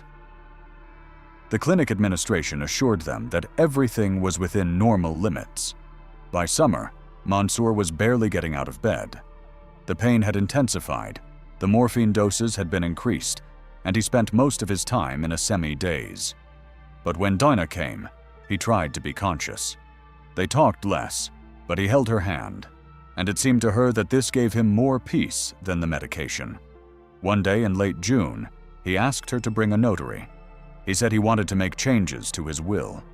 Diana was frightened and tried to dissuade him, saying that it was none of her business and that his family might misunderstand. Mansur replied that his family had understood everything correctly long ago, that they were only waiting for his death for the money, that over the past year and a half, they had spent less time with him than she had in a single week. The notary arrived 2 days later. He was accompanied by a lawyer who prepared the documents and an independent doctor who was to confirm that Mansur was of sound mind and capable of making decisions. The conversation was recorded on video. Mansur spoke slowly, pausing because of the pain, but clearly and coherently. He stated that he was leaving Dina Sari $45 million and a villa on Saadiyat Island, which was worth about $22 million. The rest of his estate, about $733 million, was to be divided equally among his 7 children. The lawyer asked if he understood the consequences of this decision, and Mansur replied that he understood completely. He said that Dina had given him more dignity and human warmth in recent months than he had received from his own children in the last 20 years, that she deserved this money for her kindness, and he wanted her to be able to live a life without the difficulties he himself had gone through. Dina only learned about the will after it was signed, when the lawyer informed her separately. She was shocked and tried to convince Mansur to change his decision, saying that it would create problems and that his children would not forgive either him or her. Mansur was adamant. He said that this was his last decision as a free man, and that he wanted to die, knowing that at least someone would get real benefit from his fortune, rather than just continuing to spend money on luxuries without thinking about its value. In mid-August 2023, Mansur's condition deteriorated sharply. The doctors warned the family that it was a matter of days. All 7 children came to the clinic and took turns staying there. Ahmed insisted that someone from the family always be in the room when Dina was there. Dina felt their gaze, their tension, but continued to do her job. Mansur was almost never conscious, but when he was, he looked for her, not the children. On August 21st, at 4 in the morning, Mansur died. Ahmed, his 2 sisters, and Dina, who was holding his hand, were there. His death was quiet. He simply stopped breathing. Ahmed called the others, and within half an hour, the whole family had gathered at the clinic. They collected the documents. The doctors issued a death certificate, and the body was taken to the morgue to be prepared for burial, according to Islamic traditions. Dina went home at 6 in the morning. She cried in the taxi. Over the past year and a half, Mansur had become more than just a patient to her. He was a person she sincerely respected and cared for. The reading of the will was scheduled for 3 days after the funeral, as required by law. The family gathered at the law firm's office in downtown Abu Dhabi. Dina was invited there as well, but she didn't understand why. The lawyer began to read the document, and when he reached the clause about the $45 million and the villa for Dina Sari, the room fell completely silent. Then Ahmed stood up so abruptly that his chair fell backward. He slammed his fist on the table and shouted that it was impossible, that his father had been ill and didn't understand what he was doing. The other children also jumped up and spoke at once, accusing Dina of manipulation, of taking advantage of a dying man's weakness. The lawyer tried to calm them down, saying that the will had been drawn up according to all the rules, that there was a video recording confirming Mansour's legal capacity at the time of signing, and a conclusion from an independent doctor. Ahmed demanded a copy of the recording immediately. When it was played, everyone fell silent and watched as their father explained his decision. After watching, Ahmed turned to Dina and said that she would answer for this, that they would not allow some nurse to steal their family's money. Dina tried to explain that she hadn't asked for this, that she had even tried to dissuade Mansour, but no one listened. The younger daughter, Fatima, called her a prostitute who was hunting for a rich old man. The lawyer called security, and the meeting ended in scandal. The next day, Mansour's family filed a lawsuit in Abu Dhabi court, demanding that the will be declared invalid on the grounds of undue influence on an incapacitated person. They claimed that their father was in a state where he was unable to make rational decisions due to pain, medication, and emotional stress. They claimed that Dina deliberately isolated him from his family, manipulated his feelings, and convinced him to leave her a huge sum of money. The lawsuit included testimony from several clinic employees who confirmed that Dina spent an unusual amount of time with Mansour and that there was a noticeable emotional closeness between them that was not typical of a nurse-patient relationship. Dina had to hire a lawyer. The clinic helped her find a law firm that specialized in inheritance disputes. Her case was taken on by 35-year-old Lebanese lawyer Karim Nasser, who worked for an international firm and had experience in similar cases. He said right away that the case would be difficult, that the family would use all their connections and resources, but that the truth was on Dina's side if she did not hide anything important. Dina told him everything as it was. Karim studied the video recording, medical records, and records of the children's visits to the clinic, and concluded that they had a strong case. The trial began in November 2023 and lasted 8 months.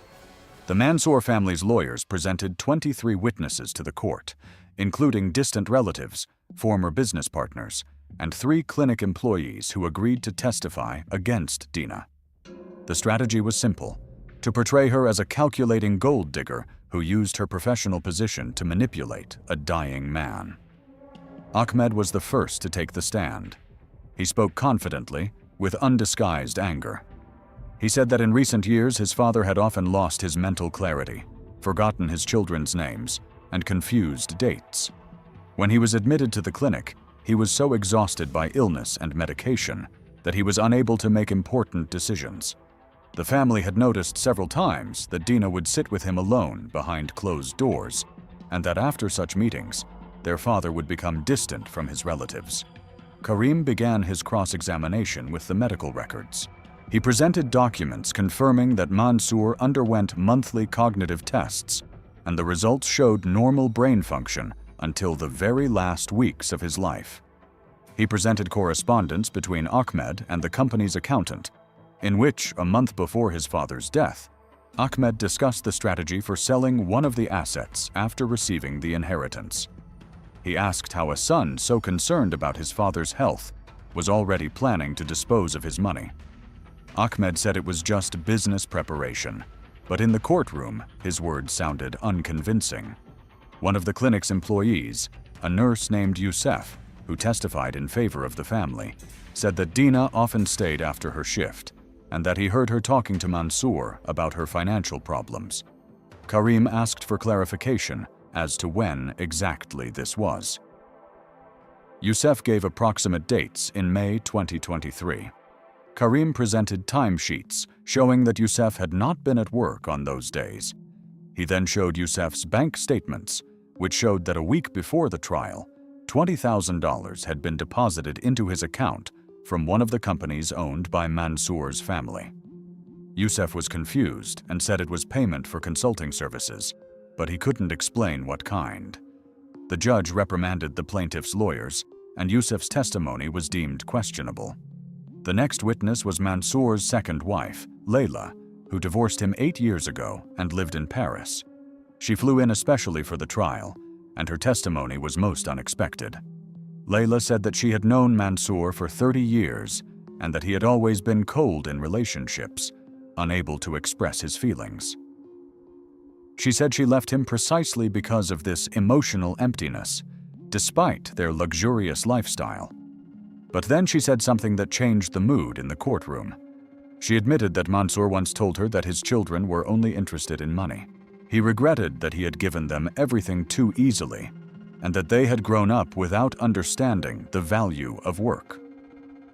This was a year before their divorce, and Layla remembered this conversation because it was the first time Mansour had spoken to her candidly about his regrets. The family's lawyers tried to discredit Layla, hinting that she was taking revenge on her ex-husband and his children, but she remained calm. She said she had no interest in the case, that she had received enough in the divorce and was simply telling the truth. That if Mansour had left the money to the nurse who had cared for him in his final days, that was his right, and perhaps it was the only truly honest decision he had made in recent years. By the end of February 2024, it became clear that the family did not have enough evidence. The video recording of the will was convincing. Mansour spoke clearly, answered the lawyer's questions without hesitation, and explained the motives for his decision rationally. Medical records confirmed that at the time of signing, he was not taking any drugs that could seriously affect his consciousness. Dina testified calmly, answered all questions in detail, and did not try to hide anything. She talked about her conversations with Mansour, about what he said about life, about his regrets, about his children. She admitted that she was surprised and frightened when she learned about the will, that she tried to dissuade him, but he was adamant. Karim presented additional evidence that showed the real picture of the family's relationship with Mansour. He obtained records of phone calls from the clinic over the past year and a half. Mansour had called his children 46 times during that period, and 32 of those calls had gone unanswered. When they called back, the conversations lasted an average of 3 to 4 minutes. Visitation logs showed that over 18 months, the children had spent a total of about 20 hours with their father. Dina spent more than 4,000 hours with him during the same period. The judge asked both sides for their closing arguments. The family's lawyer spoke about traditional values, about the fact that inheritance should remain in the family, about the fact that medical workers should not receive material benefits from their proximity to patients. Karim responded that the law protects a person's right to dispose of their property as they see fit, provided they are of sound mind, that no traditions can override this right, that the children had received a huge fortune, $104 million each, and that their claims were based solely on greed, not justice. On July 9, 2024, the court issued its ruling. The will was declared fully valid.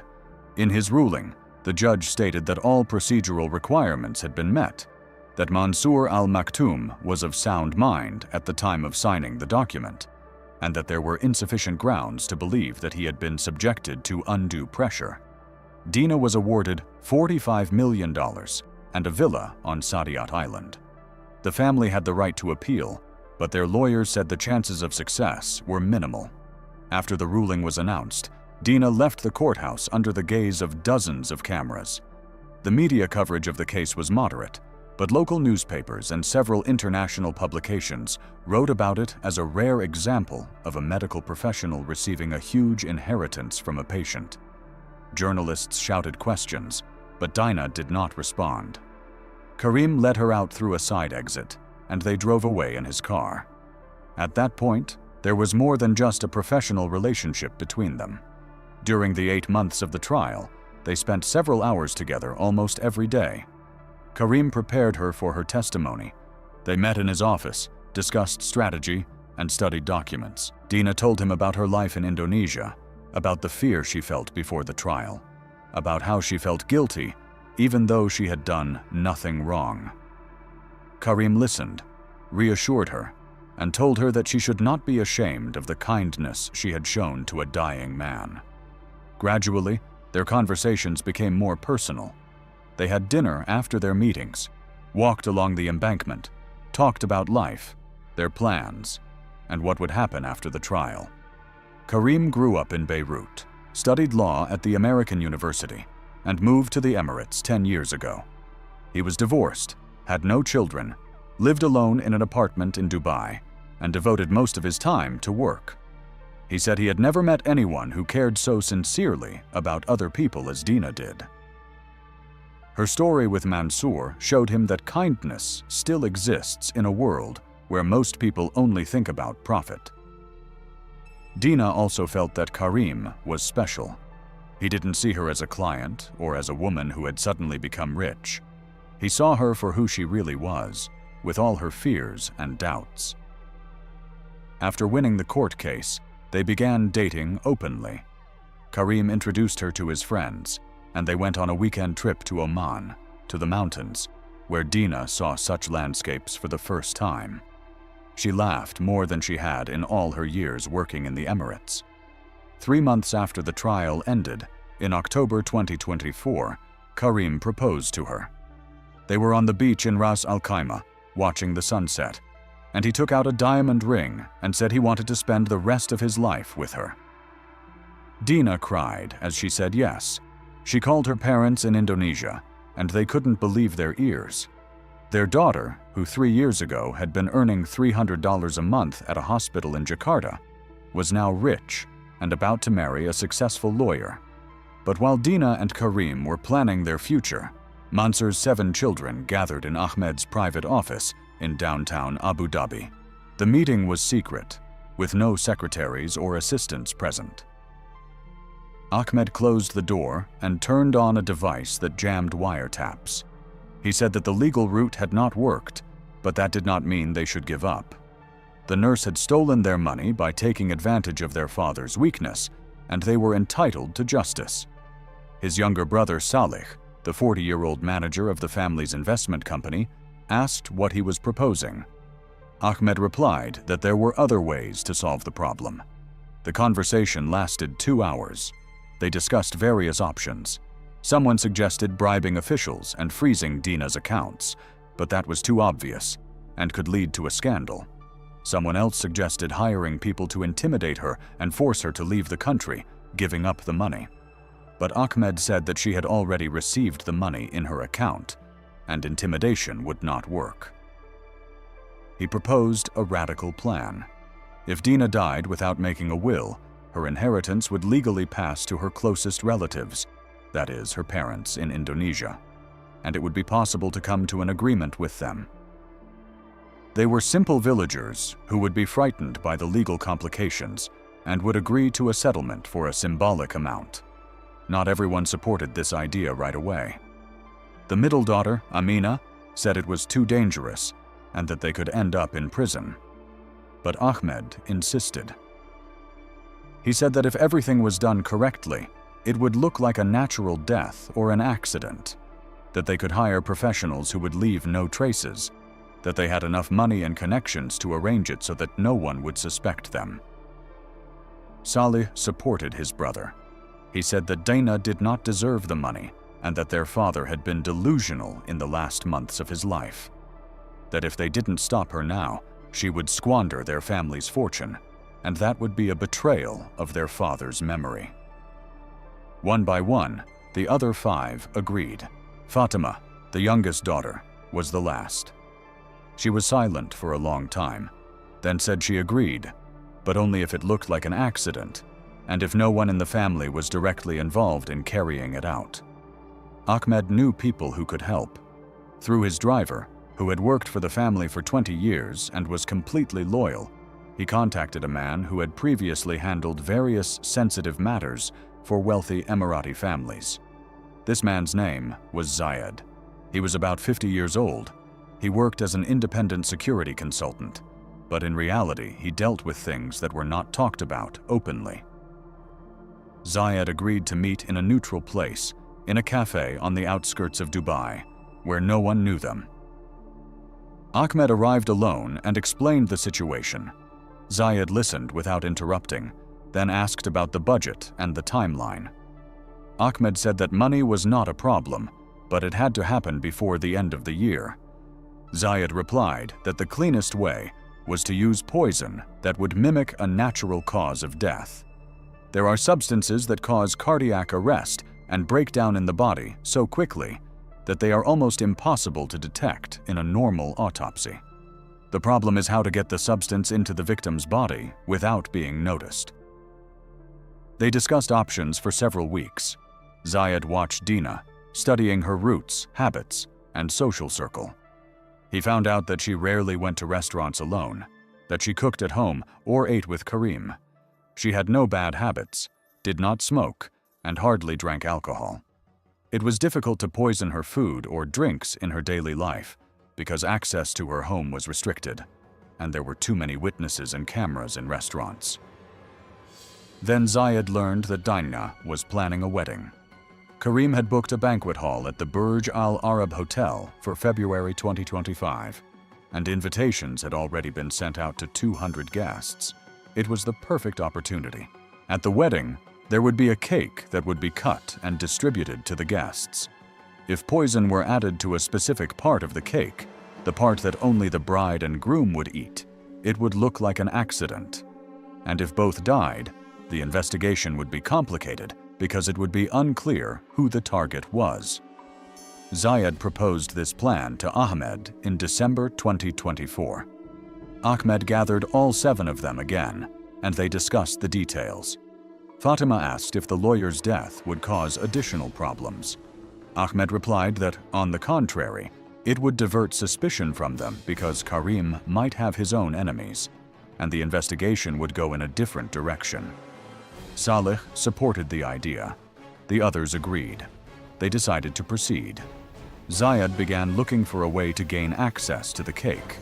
He discovered that the wedding cake had been ordered from a prestigious bakery in Dubai that specialized in exclusive orders for wealthy clients. The cake was to be 5 tiers high, decorated with gold elements, and cost $15,000. The bakery had a permanent staff of 8, including the owner, 2 master bakers, and 5 assistants. Zayed spent 3 weeks figuring out which of them might be vulnerable. One of the assistants was a 32-year-old Pakistani named Rashid, who had been working at the bakery for 4 years. Rashid earned $1,200 a month, lived in a worker's dormitory, and sent most of his money to his family in Karachi, where he had a sick mother and 3 younger brothers. Zayed approached him through a mutual acquaintance, introducing himself as a businessman who needed a favor. He offered $200,000 for one simple operation, to add powder to a certain part of the wedding cake. Rashid refused immediately. He said it was illegal and dangerous. Zayed did not insist, but returned a week later with a new offer: $250,000 and a guarantee of safety. He said that the powder would not cause any harm, that it was just a mild laxative for a wedding prank ordered by the groom's friends. Rashid did not believe him, but Zayed was convincing. He showed him the cash, 10 bundles of $25,000 each. He said that Rashid would receive half immediately and half after the job was done. Rashid thought about it for 3 days. $250,000 meant he could buy a house for his family in Karachi, pay for his mother's medical treatment, and educate his brothers. He agreed on the condition that no one would be seriously hurt. Zayed assured him that everything would be fine, that it was just a harmless joke. He handed him a small plastic bag with white powder and explained exactly where to add it. To the top tier of the cake, from which the first piece is cut for the bride and groom, the powder had to be mixed with the cream so that it was evenly distributed only in this part. The other tiers had to remain clean. Rashid received the first half of the money, $125,000, in early February. The wedding was scheduled for February 15th. The cake was to be delivered to the hotel on the morning of that day. Rashid worked on it for 3 days with 2 other pastry chefs. When the last day came, on the evening of February 14th, everyone else went home, and Rashid stayed behind, supposedly to finish the final decorations. He took out the bag of powder and mixed it with the cream for the top tier, as Zayed had explained. His hands were shaking. He knew he was doing something wrong, but he already had the money, and it was too late to back out. On February 15th, 2025, the final preparations for the wedding began at the Burj Al Arab Hotel.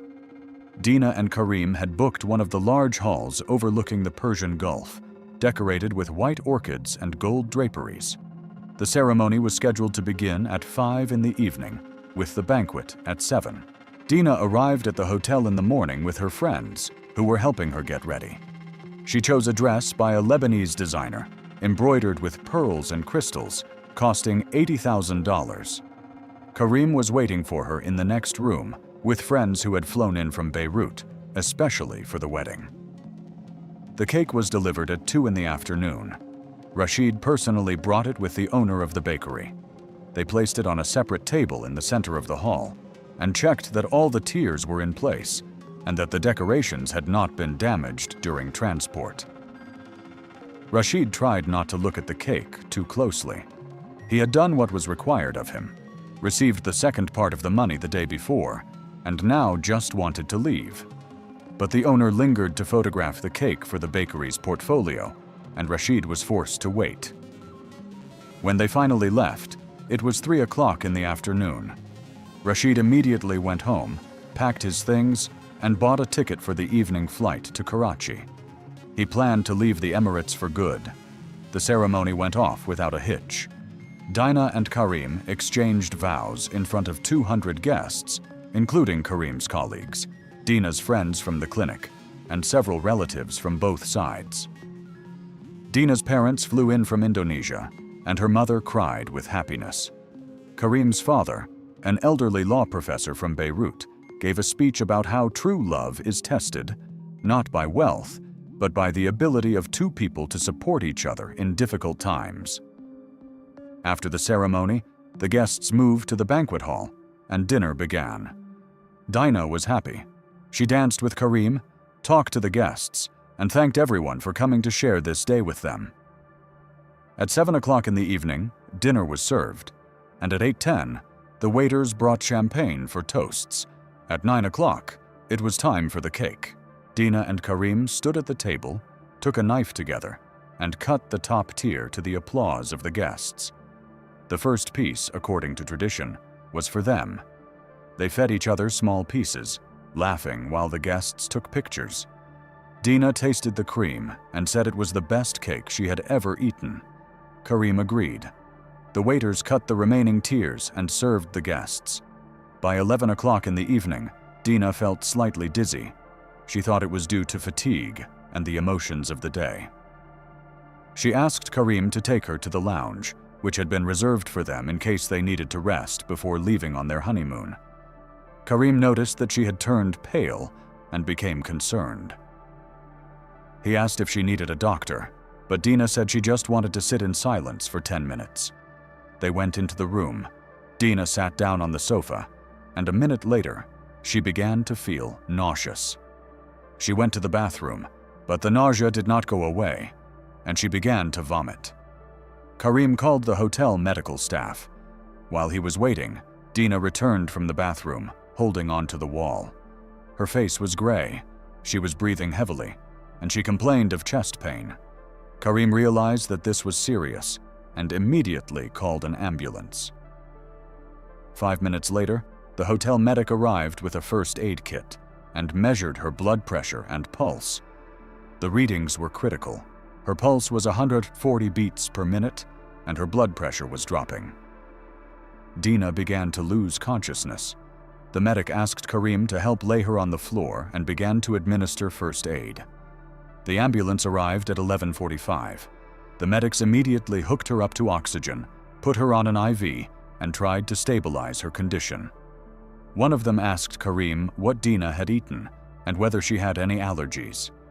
Karim said she had no allergies and had eaten the same food as all the other guests at the wedding. The medics loaded her onto a stretcher and carried her to the ambulance. Karim sat next to her, holding her hand. Dina was unconscious, breathing through an oxygen mask. On the way to the hospital, her heart stopped. The medics began resuscitation, performing indirect heart massage and using a defibrillator. Her heart started beating for a few seconds, then stopped again. They repeated their attempts all the way to the hospital.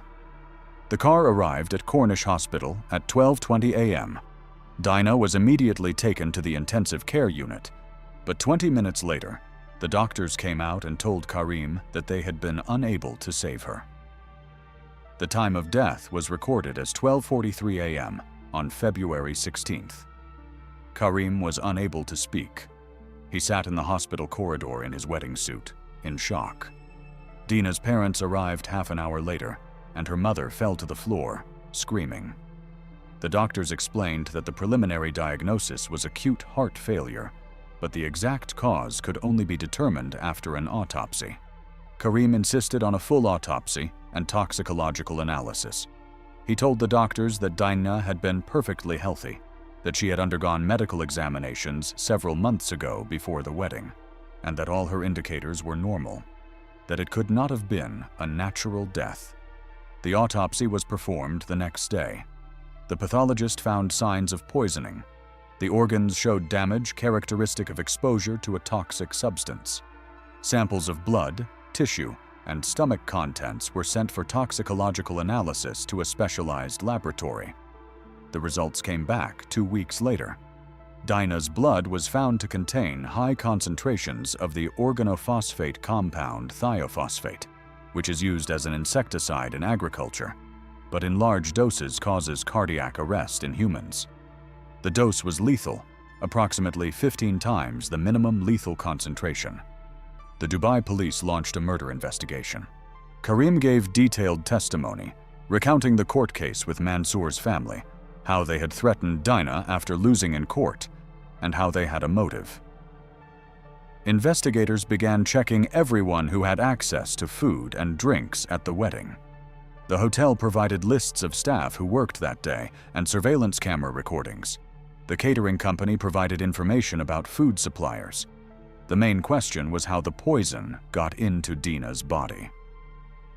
Analysis showed that it was in her stomach, along with the remains of the cake.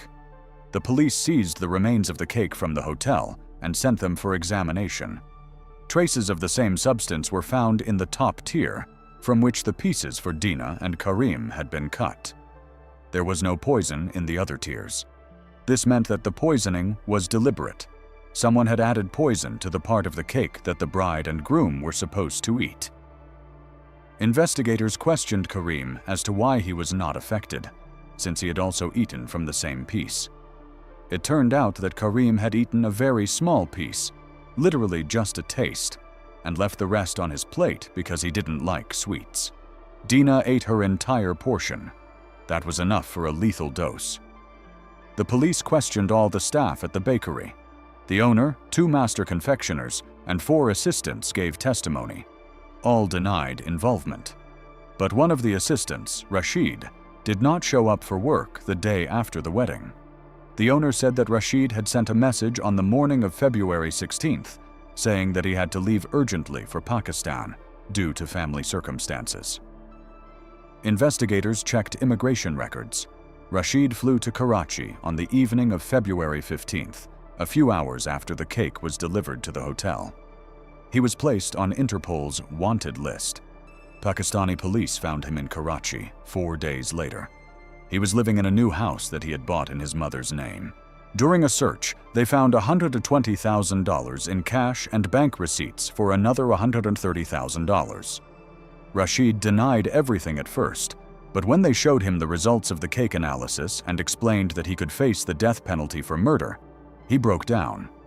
He confessed that he had added powder to the cake, but said he did not know it was poison.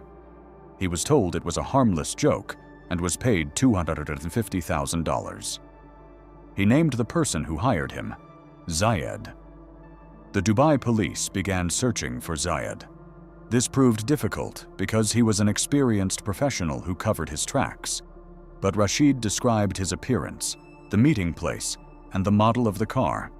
Surveillance cameras in the area of the cafe where they met helped identify the car. The license plate number led to the owner, which turned out to be a car rental company.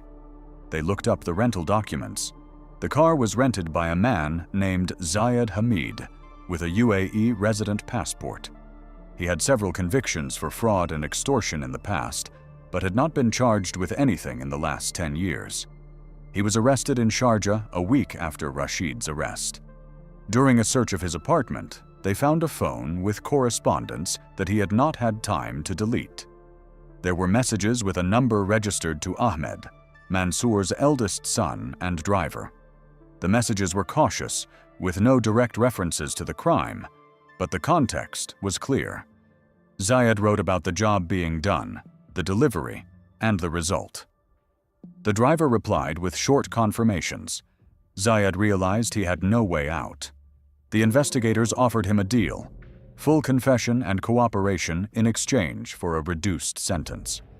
Zayed agreed. He told them everything: how Ahmed had contacted him through the driver, how they had met several times to discuss the plan, how he had found Rashid and convinced him to put poison in the cake. He named all 7 of Mansour's children as accomplices because he was present at their meeting, where they discussed and approved the plan. He said the meeting took place in Ahmed's private office at the end of December, and he recorded it on a dictaphone because he wanted to have insurance in case something went wrong. The recording was found in a safe in Zayed's apartment. It contained the voices of all 7 children discussing the murder plan. Ahmed said that the legal route had not worked and that they needed to take other action. Salih suggested options. Fatima expressed her concerns, but ultimately agreed. The other 4 also participated in the discussion. The recording lasted 43 minutes and contained enough evidence to charge all those present with conspiracy to commit murder. All 7 of Mansour's children were arrested on the same day, March 2, 2025. The operation took place early in the morning, simultaneously in different areas of Abu Dhabi and Dubai. Their lawyers immediately claimed that the recording had been obtained illegally and could not be used as evidence, but the court ruled that the recording was admissible evidence as it had been made by a witness to the crime. In addition, there were telephone records, bank transfers, and the testimonies of Rashid and Zayed, which painted a complete picture of the crime. The trial began in June 2025 and lasted 5 months. The case received enormous attention in the international media. The heirs of an oil magnate who ordered the murder of a nurse over an inheritance made headlines in newspapers around the world.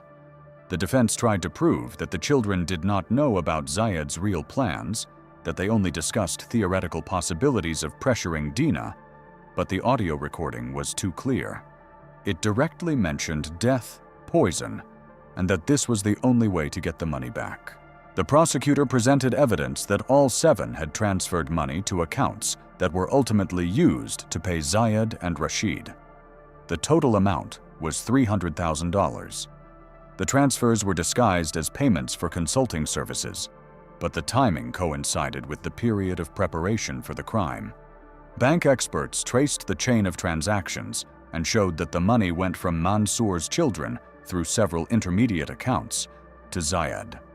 On November 11, 2025, the court handed down its verdict. Ahmed, as the organizer, received a life sentence without the right to early release. Salih received 25 years for his active participation in the planning. The other 5 children received between 15 and 20 years each, depending on the degree of their involvement. Zayed received 30 years with the possibility of parole after 20 years for good behavior, thanks to a deal with the investigation.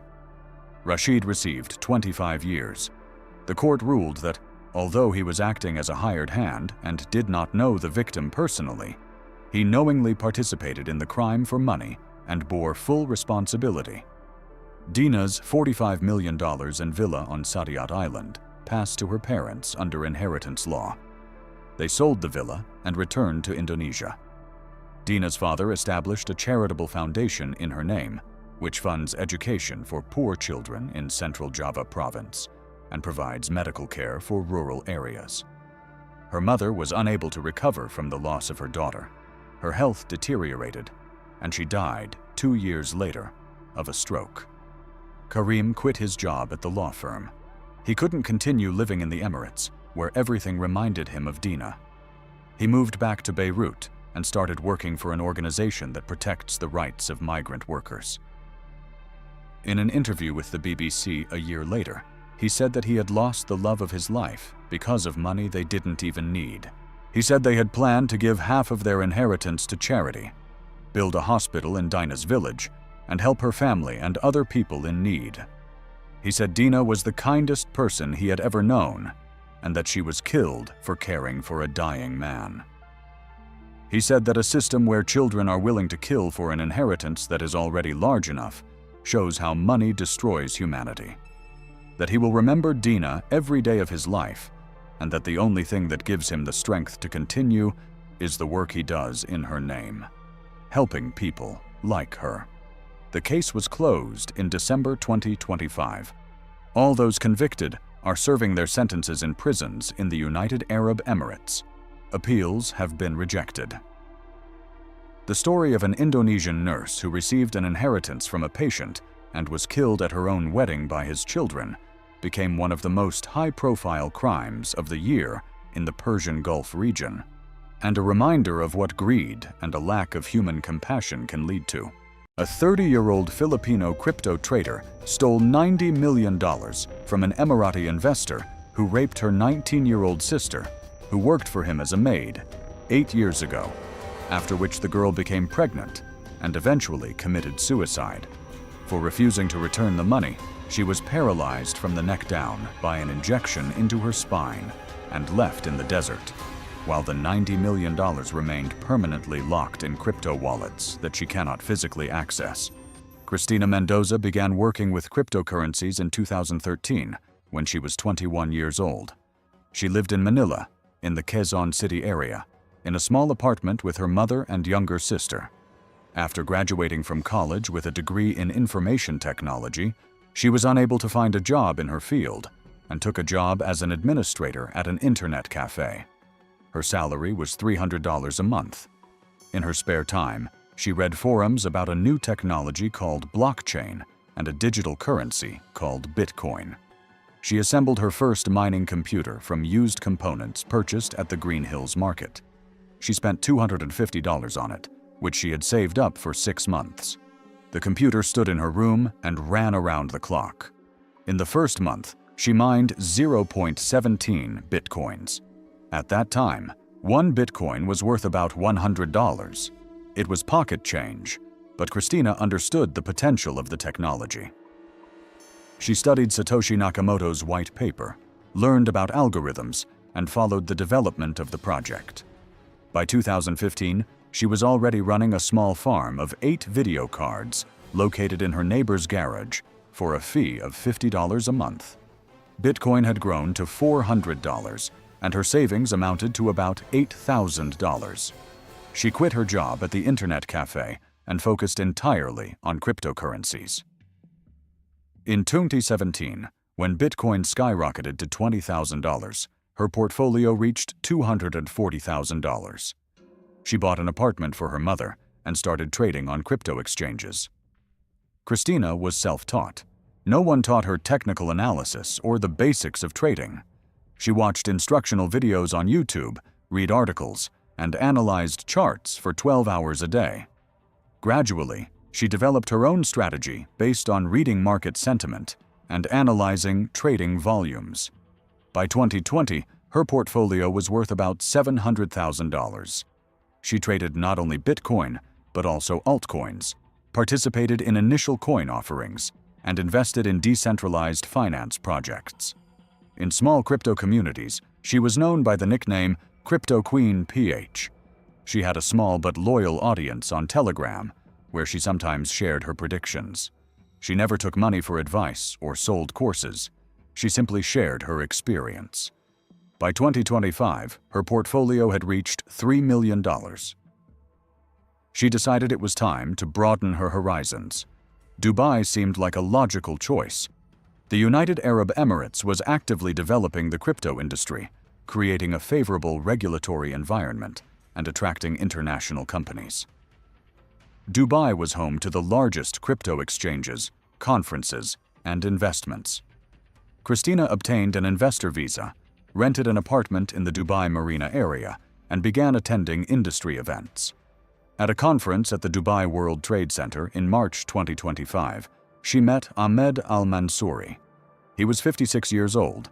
He managed a family investment fund with assets valued at $2 billion. The fund invested in real estate, construction, and energy, traditional industries, stable incomes. But Ahmed saw that the world was changing. Cryptocurrencies were no longer a marginal topic. Institutional investors were entering the market, governments were creating regulatory frameworks, and blockchain technology was being introduced into the banking sector. They met at a panel discussion on the future of decentralized finance. Christina was speaking as an independent expert. Her speech was short but informative. She talked about the technology without unnecessary hype, explained the risks, and described the real opportunities. After the panel, Ahmed approached her, introduced himself, and asked for her business card. A week later, his assistant called her and invited her to a meeting at the fund's office. The office was located in the Burj Khalifa Tower on the 72nd floor. Panoramic windows, a view of the entire city. Ahmed explained that he wanted to diversify the fund's portfolio and enter the crypto industry, but did not understand the technology deeply enough. He needed a consultant to help him understand, create a strategy, and manage assets. He offered a 6-month contract with a salary of $30,000 per month. Christina accepted the offer. The work began with the basics. She explained to Ahmed the principles of blockchain, the difference between Bitcoin and Ethereum, and the concept of smart contracts. He was an attentive listener and asked the right questions. After a month, they moved on to the practical side. They created corporate wallets, set up a security system, and started making small investments. First, $100,000 in Bitcoin, then another $200,000 in Ethereum. The market grew, and the profit was 20% in the first 2 months. Ahmed was satisfied. He increased the investment to $1 million, then to $5 million. Christina managed the funds conservatively, without taking unnecessary risks. She kept most of it in large coins and distributed small amounts to promising projects. By the end of the 3rd month, she was managing assets totaling $20 million. She often visited the fund's office, met with Ahmed, and discussed strategy. Sometimes he invited her to business dinners, where she explained the basics of cryptocurrencies to his partners and acquaintances. Emirati businessmen showed interest but were cautious. It was too unfamiliar a field for them. Ahmed, however, trusted Christina. She did not make empty promises, did not promise super profits, and always told the truth about the risks. About 30 people worked in the office: lawyers, financial analysts, accountants. Christina had little contact with them. Her workplace was in a separate office with 3 monitors and a powerful computer. She spent most of her time analyzing the market and monitoring positions. Sometimes Ahmed would come in, sit down next to her, and ask her to show him how she made decisions. He wanted to understand the logic, to learn to see what she saw. One day in late June, as they were discussing a new decentralized exchange project, a young Filipino woman entered the office with a tray of coffee. She placed the cups on the table, bowed, and left. Christina didn't pay much attention to her, but a few minutes later she asked Ahmed who the girl was. He replied that she was one of the domestic workers who were sometimes sent from his residence when the office was short-staffed. That evening, Christina happened to meet the girl in the elevator. They spoke in Tagalog. The girl's name was Maria. She was 23 years old, and she had been working in Ahmed's house for 2 years. She said that the working conditions were good, she was paid regularly, and she was treated normally. Christina asked if she had met other Filipinas in this house before. Maria replied that several workers had come and gone during her time there, but she didn't remember anyone in particular. The next day, Christina was looking through old photos on her phone and came across a picture of her younger sister, Rosa. The photo was taken in 2017, shortly before Rosa left to work in Dubai. She was 19 at the time. She got a job as a domestic worker through an agency. The contract was for 2 years, with a salary of $400 a month. For a Filipino family, that was good money. Rosa was 12 years younger than Christina. She was a cheerful, lively girl. She dreamed of saving money, returning home, and starting a small business. But something went wrong. 8 months after arriving in Dubai, Rosa suddenly returned home. She was 4 months pregnant. She didn't want to talk about what had happened. She withdrew into herself and hardly left her room. Her mother tried to find out who the father of the child was, but Rosa remained silent. 2 weeks after her return, $50,000 from an unknown sender was deposited into the family's account. No explanation, no documents. Christina was too busy with her own affairs at the time, just starting to earn serious money from cryptocurrencies. She assumed that Rosa had gotten into some kind of unpleasant situation. Perhaps her employer had taken advantage of her, and the money was payment for her silence. But she didn't know for sure. Rosa gave birth to a boy, but motherhood did not bring her joy. She fell into a deep depression. She hardly interacted with her child, did not leave the house, and refused the help of a psychologist. In 2021, when the boy was 3 years old, Rosa took a large dose of sleeping pills. She was found in her bed in the morning. There was no note. After her death, Christina tried to find out what had happened in Dubai. She contacted the agency that had found Rosa a job, but they said that the documents had been lost and they couldn't remember any details. Christina suspected that her sister had been raped, but there was no evidence. Rosa never named the man who had ruined her life. The money in the account had been transferred through an offshore company, and it was impossible to trace the sender. Now, working for Ahmed, Christina began to notice details. There were photographs from different countries hanging in his office. In one of them, she saw a house that looked familiar. Another time, when Ahmed was talking on the phone, she heard him mention a recruitment agency for domestic staff from the Philippines. It was the same agency that Rosa had used. Christina began her own investigation. She couldn't ask Ahmed directly about Rosa, as it would have seemed suspicious. Instead, she decided to proceed methodically. First, she needed to make sure that her sister was indeed working in Ahmed's house. The staffing agency was called Golden Homes Services. The office was located in Deira, in the old part of the city.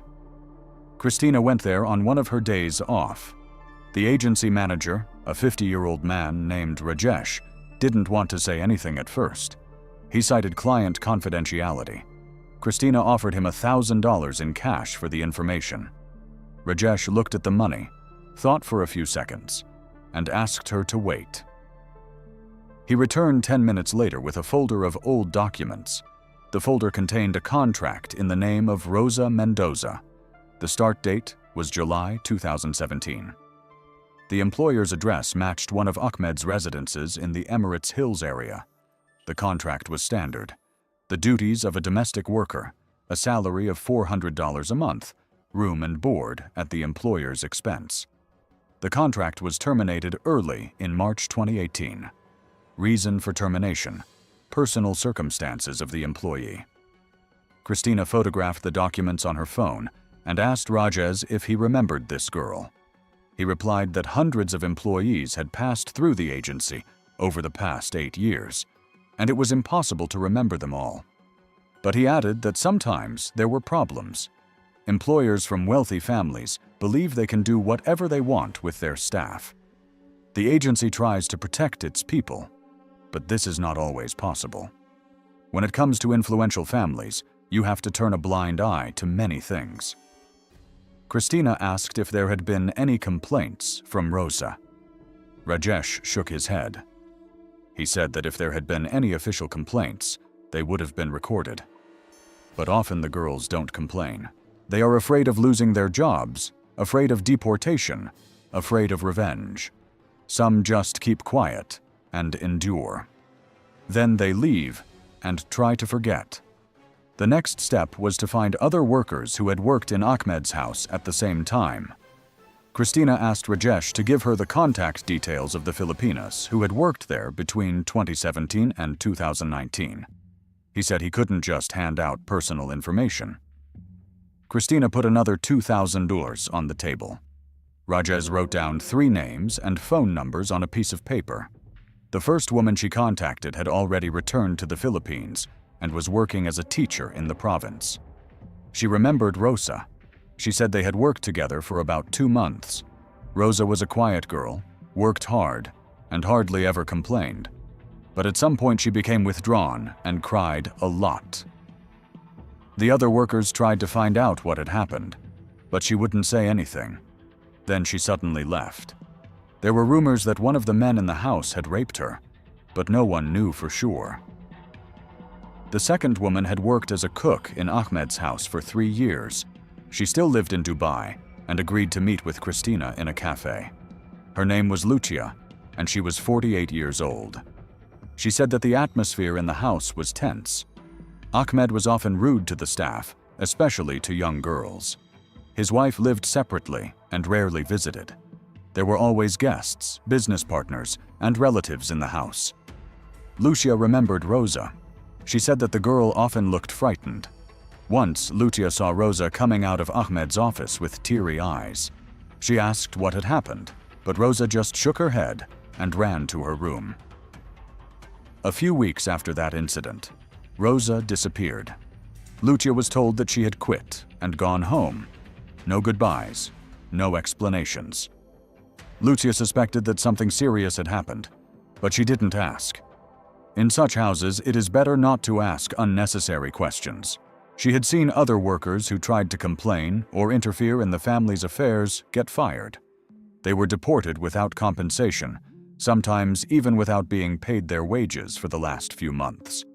The third woman refused to talk. She said she had signed a non-disclosure agreement and didn't want any trouble. She hung up the phone. Christina didn't insist. She already had enough information to understand the situation. Her sister had indeed worked in Ahmed's house. Something had happened between them. Rosa had become pregnant and returned home. The family had received $50,000 for their silence. Now it remained to be seen whether this was an isolated incident or whether Ahmed had a habit of exploiting young workers.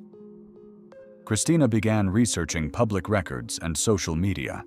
She found Ahmed's wife's Instagram profile. The woman lived in a separate villa, traveled frequently, and posted photos from Europe and Asia. They had 3 children, all adults living abroad. The marriage existed formally, but the spouses hardly ever saw each other. In one of her conversations with colleagues at the office, Christina heard talk that Ahmed had had problems with the police in the past. One of the foundation's lawyers mentioned that in 2010, a case had been brought against Ahmed based on a complaint from an Indian worker who accused him of sexual assault. The case was closed after a few weeks. The woman withdrew her statement and left the country. The lawyer spoke of it as an unfortunate misunderstanding that was quickly resolved. Christina realized that her sister was not the only victim. Ahmed systematically used his position and power to avoid consequences. Money, connections, and influence allowed him to close any case. $50,000 was pocket change for him. It was the price he paid for the right to destroy lives. The anger that had been building up in her since her sister's death now had a specific target. She couldn't go to the police. There was no direct evidence. Rosa was dead. Witnesses were afraid to speak, and documents had been destroyed or hidden. Even if she tried to file a report, the case would be closed as quickly as the previous ones. Ahmed was untouchable. His family had owned businesses in the Emirates for 3 generations. He had connections in the government, the police, and the judicial system. But Christina had something the other victims didn't. She had access to his money. She managed the fund's crypto assets, which by then had grown to 120 million. Ahmed trusted her completely. He didn't understand the technology well enough to monitor every transaction. He relied on her honesty and professionalism. Christina decided that the money would be a tool for revenge, not just to steal and disappear. She wanted Ahmed to feel helpless, to understand what it meant to lose what was important to him. For him, money was not just a means to an end. It was an expression of power, status, and influence. Taking away a significant part of his fortune meant hitting him where it hurt. She began planning the operation at the end of August. First, she studied the fund's security system. Crypto assets were stored in 2 types of wallets. Cold wallets contained the bulk of the funds, about 90 million. They were offline, accessible only to Ahmed and the fund's chief financial officer. Hot wallets were used for daily operations, trading, and quick transactions. They contained about $30 million. Christina had full access to the hot wallets and partial access to the cold wallets through a multi-signature system. The multi-signature system required 3 out of 5 signatures to complete large transactions.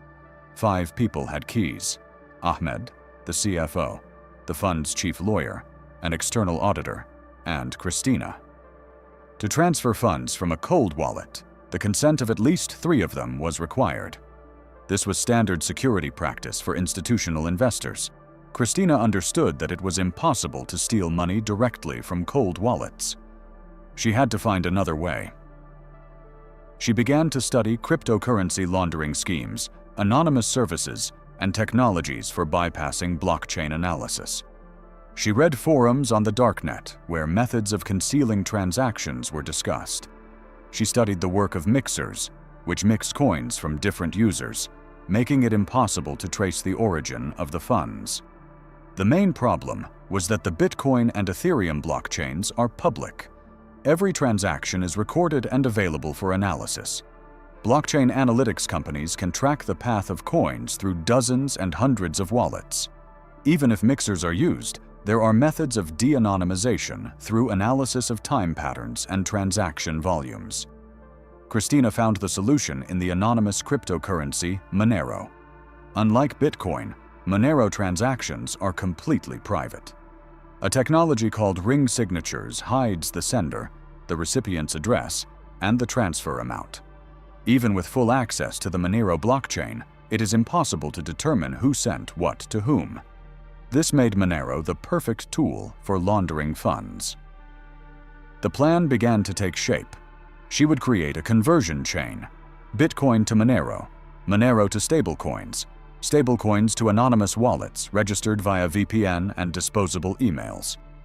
She would use decentralized exchanges that do not require identity verification. She would break a large sum into thousands of small transactions through hundreds of intermediate wallets. By the time the theft was discovered, the money would have passed through so many intermediate points that it would be virtually impossible to trace. But the main problem remained: how to access the funds from cold wallets. She could only steal 30 million from hot wallets, but that wasn't enough. She wanted to take a significant portion to make the blow as painful as possible.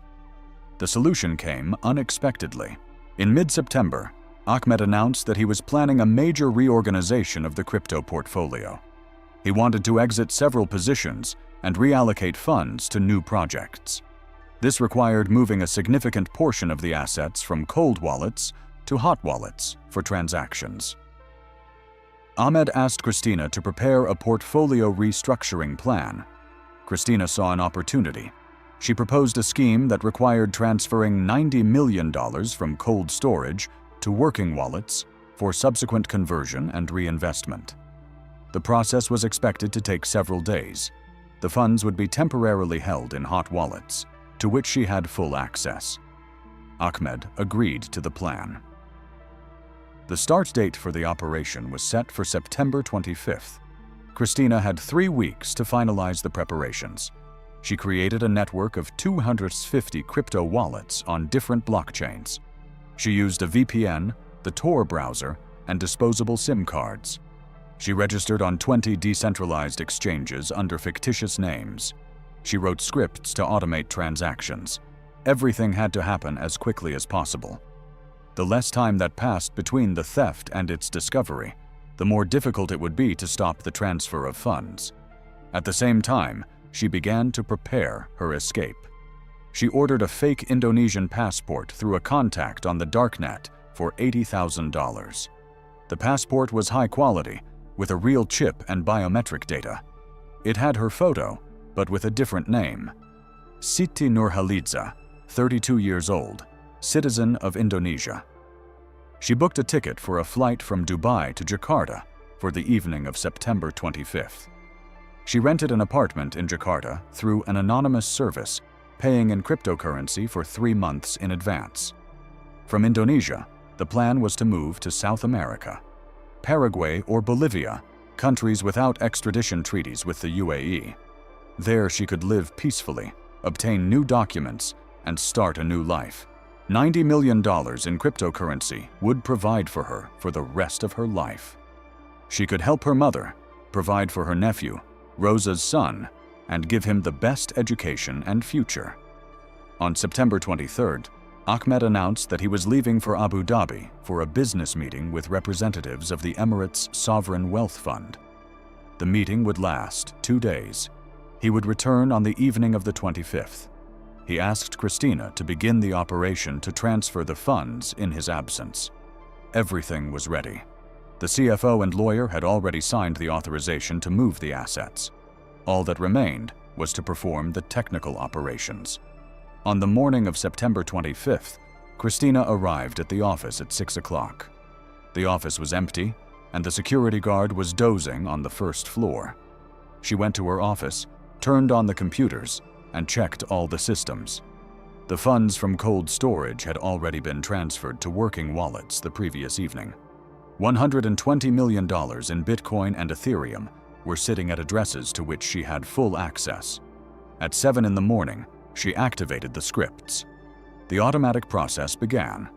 The funds were divided into small parts and sent to intermediate wallets. From there, they were converted to Monero through decentralized exchanges. Monero was sent through a chain of addresses, then converted to stablecoins and distributed to the final wallets. The whole process took 4 hours, 250 transactions per second. By 11 in the morning, the operation was complete. Christina transferred $90 million.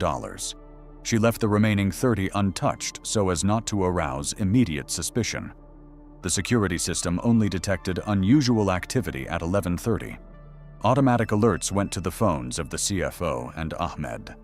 But by that time, the money had already passed through 20 intermediate points and been converted into Monero. It was impossible to track. The fund's CFO called Christina at noon.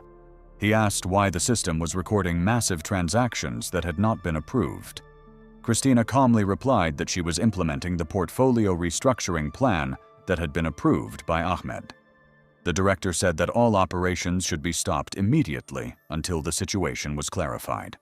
Christina replied that she had already completed most of the work and that everything had gone according to plan.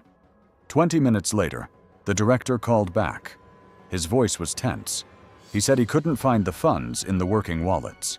He asked where she had transferred the money. Christina said that everything was documented in the reports, which she would send by email. She hung up the phone. She gathered her personal belongings, left the office, and went to her apartment. She had 5 hours before her flight. She packed a pre-prepared backpack with the bare minimum, took her fake passport and some cash. She deleted all the data from her personal phone and threw away the SIM card. She turned on a new phone with an Indonesian number that she had bought 2 weeks ago. She called a taxi to the airport. Check-in at the airport went smoothly. The immigration officer checked her passport, looked at the photo, and scanned the document. The system did not issue any warnings. Christina proceeded to the departure area. The flight was scheduled to depart at 6:30 p.m. She sat down in a cafe, ordered coffee, and waited. At 5 p.m., Ahmed returned to Dubai from Abu Dhabi. The CFO called him and informed him of the situation. At first, Ahmed did not understand the scale of the problem. He thought there had been a technical glitch or a system error. He arrived at the office and gathered a team of security specialists. They began checking the transactions. By 6 p.m., it became clear that this was not a mistake. $90 million had been transferred through a complex network of wallets and exchanges. The funds had passed through Monero, which made them virtually impossible to trace. Ahmed tried to call Christina. Her phone was turned off. He sent people to her apartment. The apartment was empty. Her belongings had been taken. Ahmed called the fund's head of security. He was a former Dubai police officer named Salem, who had been working for the fund for the past 5 years. Salem immediately realized that Christina had fled. He contacted his contacts at the immigration service and asked them to check whether she had left the country. An hour later, the answer came. There had been no flights registered under the name Christina Mendoza in the last 2 days. This meant that she was either still in the country or had used false documents. Salem requested the surveillance camera footage from Christina's apartment. The cameras recorded her leaving the house at 2:30 p.m. with a backpack. She got into a taxi. They tracked the car to the airport. They requested the camera footage from the terminal. They found her on the footage.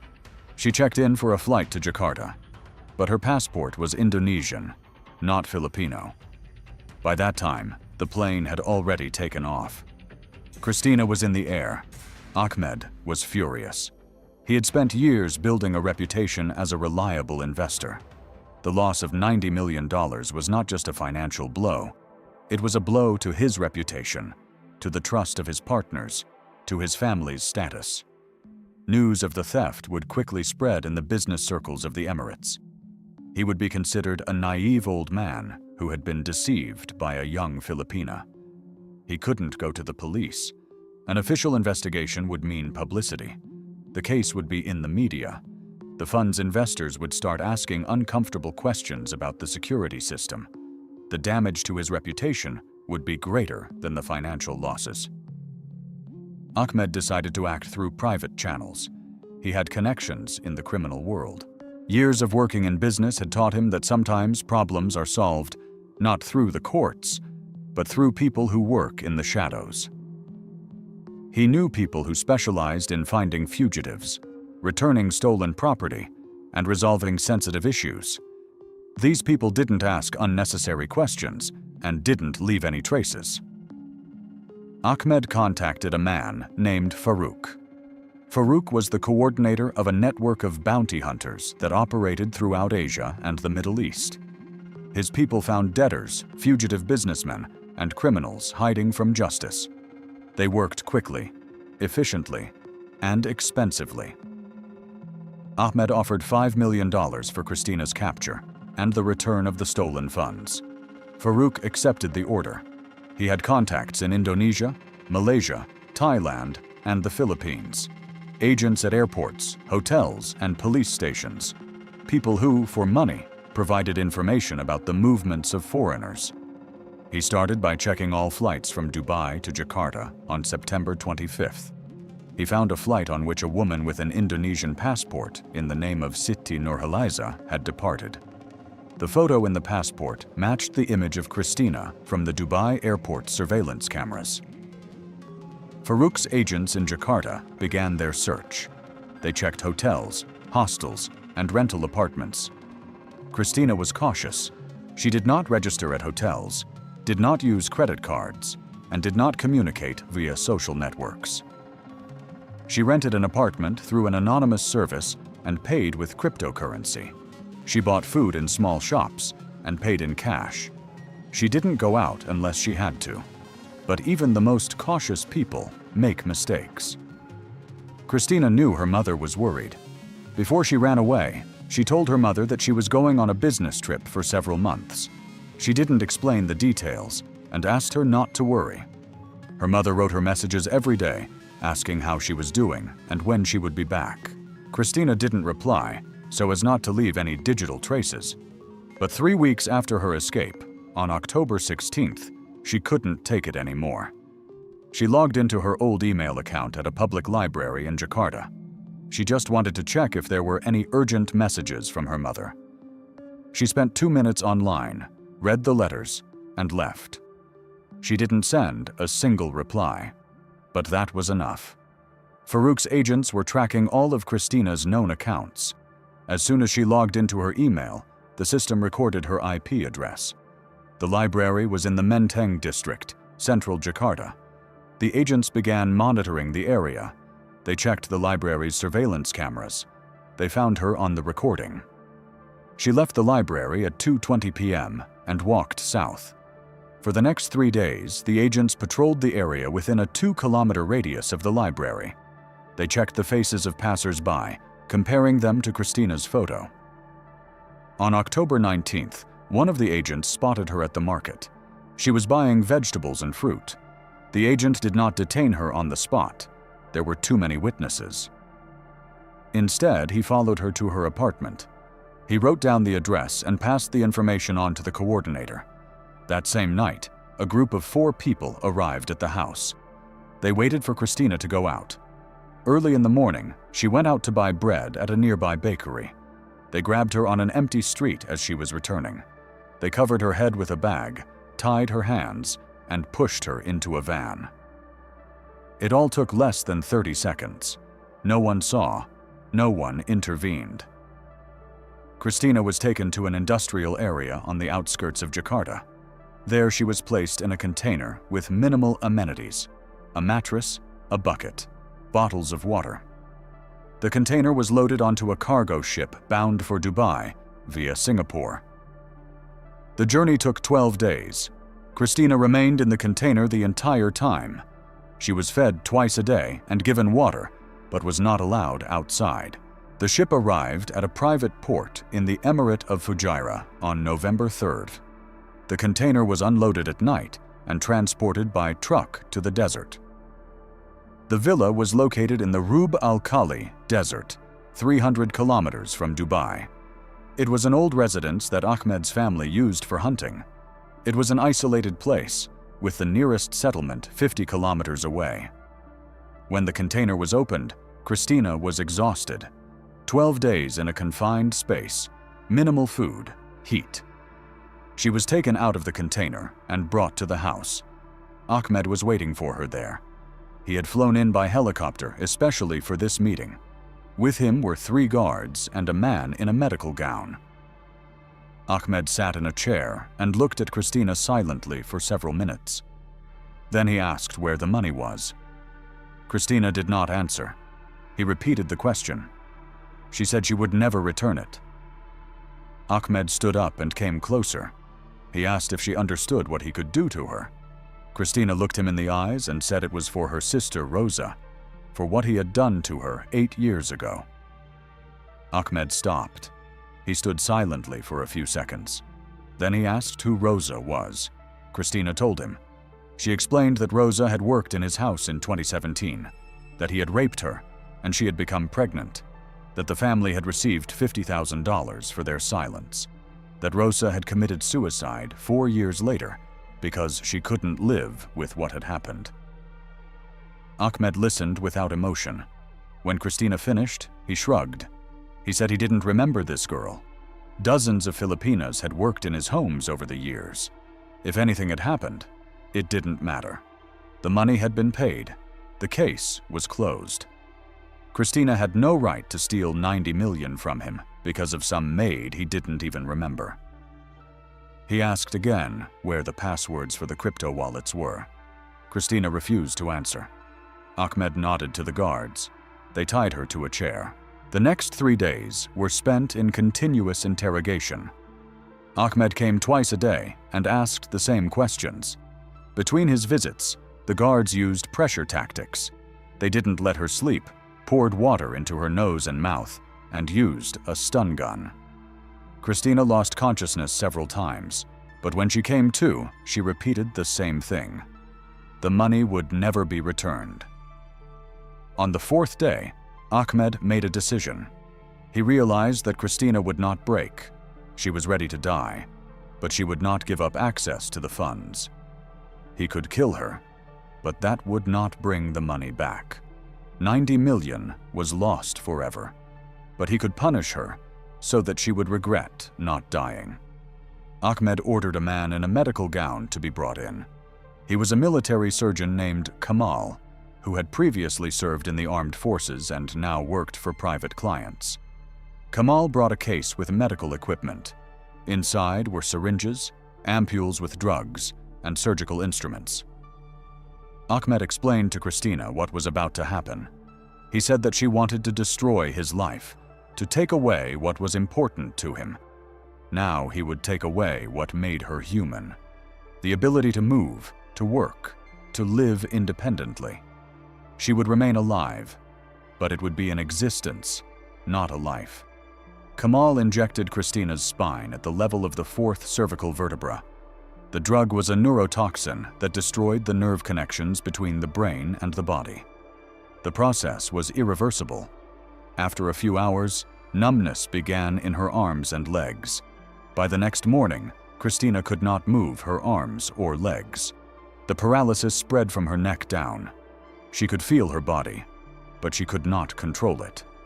Ahmed ordered her to be taken to the desert and left near the road where Bedouins pass in the morning. She was laid in the shade under a tree with a bottle of water left nearby. 3 hours later, she was found by locals who were transporting goods to the nearest town. An ambulance was called. Christina was taken to Fujairah Hospital. The doctors did not understand what had happened. The paralysis was complete and irreversible, but the cause was unclear. The tests showed nothing unusual. Christina was conscious and able to speak, but she could not move anything below her neck. She told the police that she had been kidnapped in Jakarta, held in a container, brought to the UAE, tortured, and given an injection.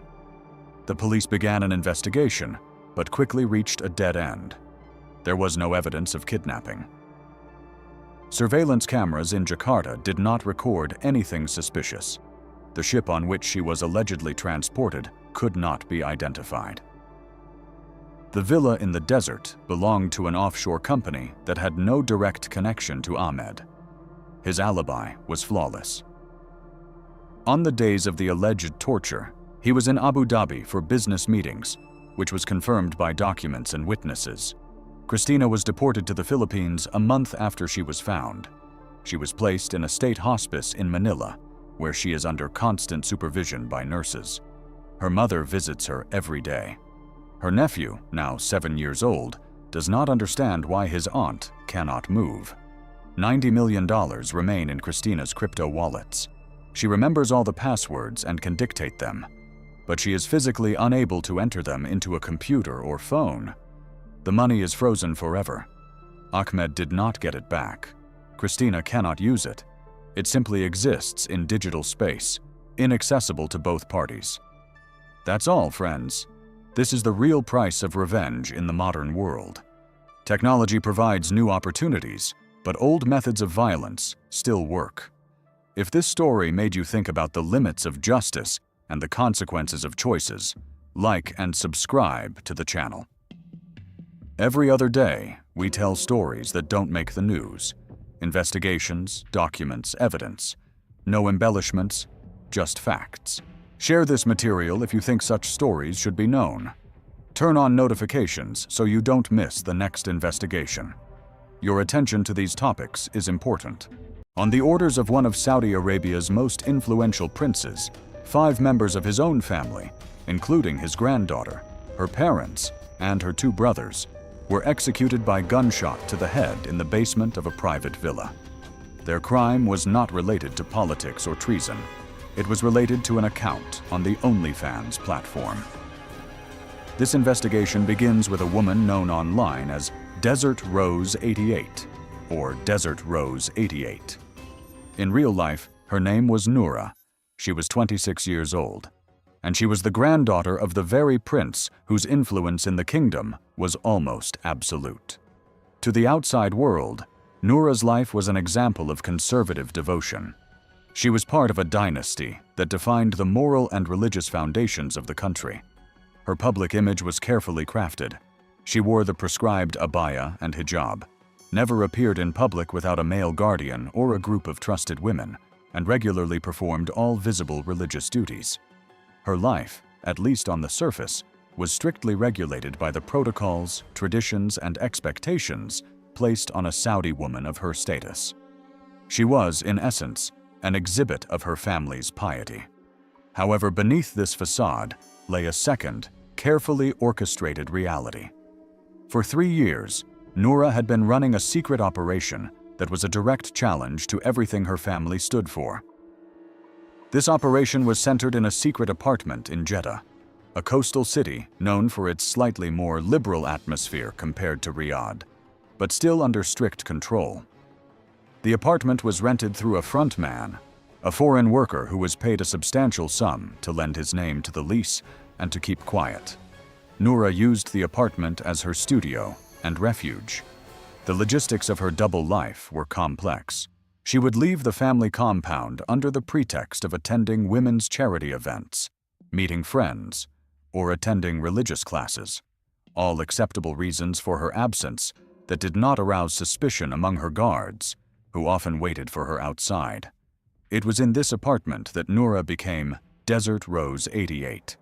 Using complex virtual private network software known as VPN, routing her internet connection through several countries to hide her true location, she logged on to the OnlyFans platform.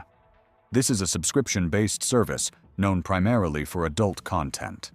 Noura never showed her face. Anonymity was her top priority.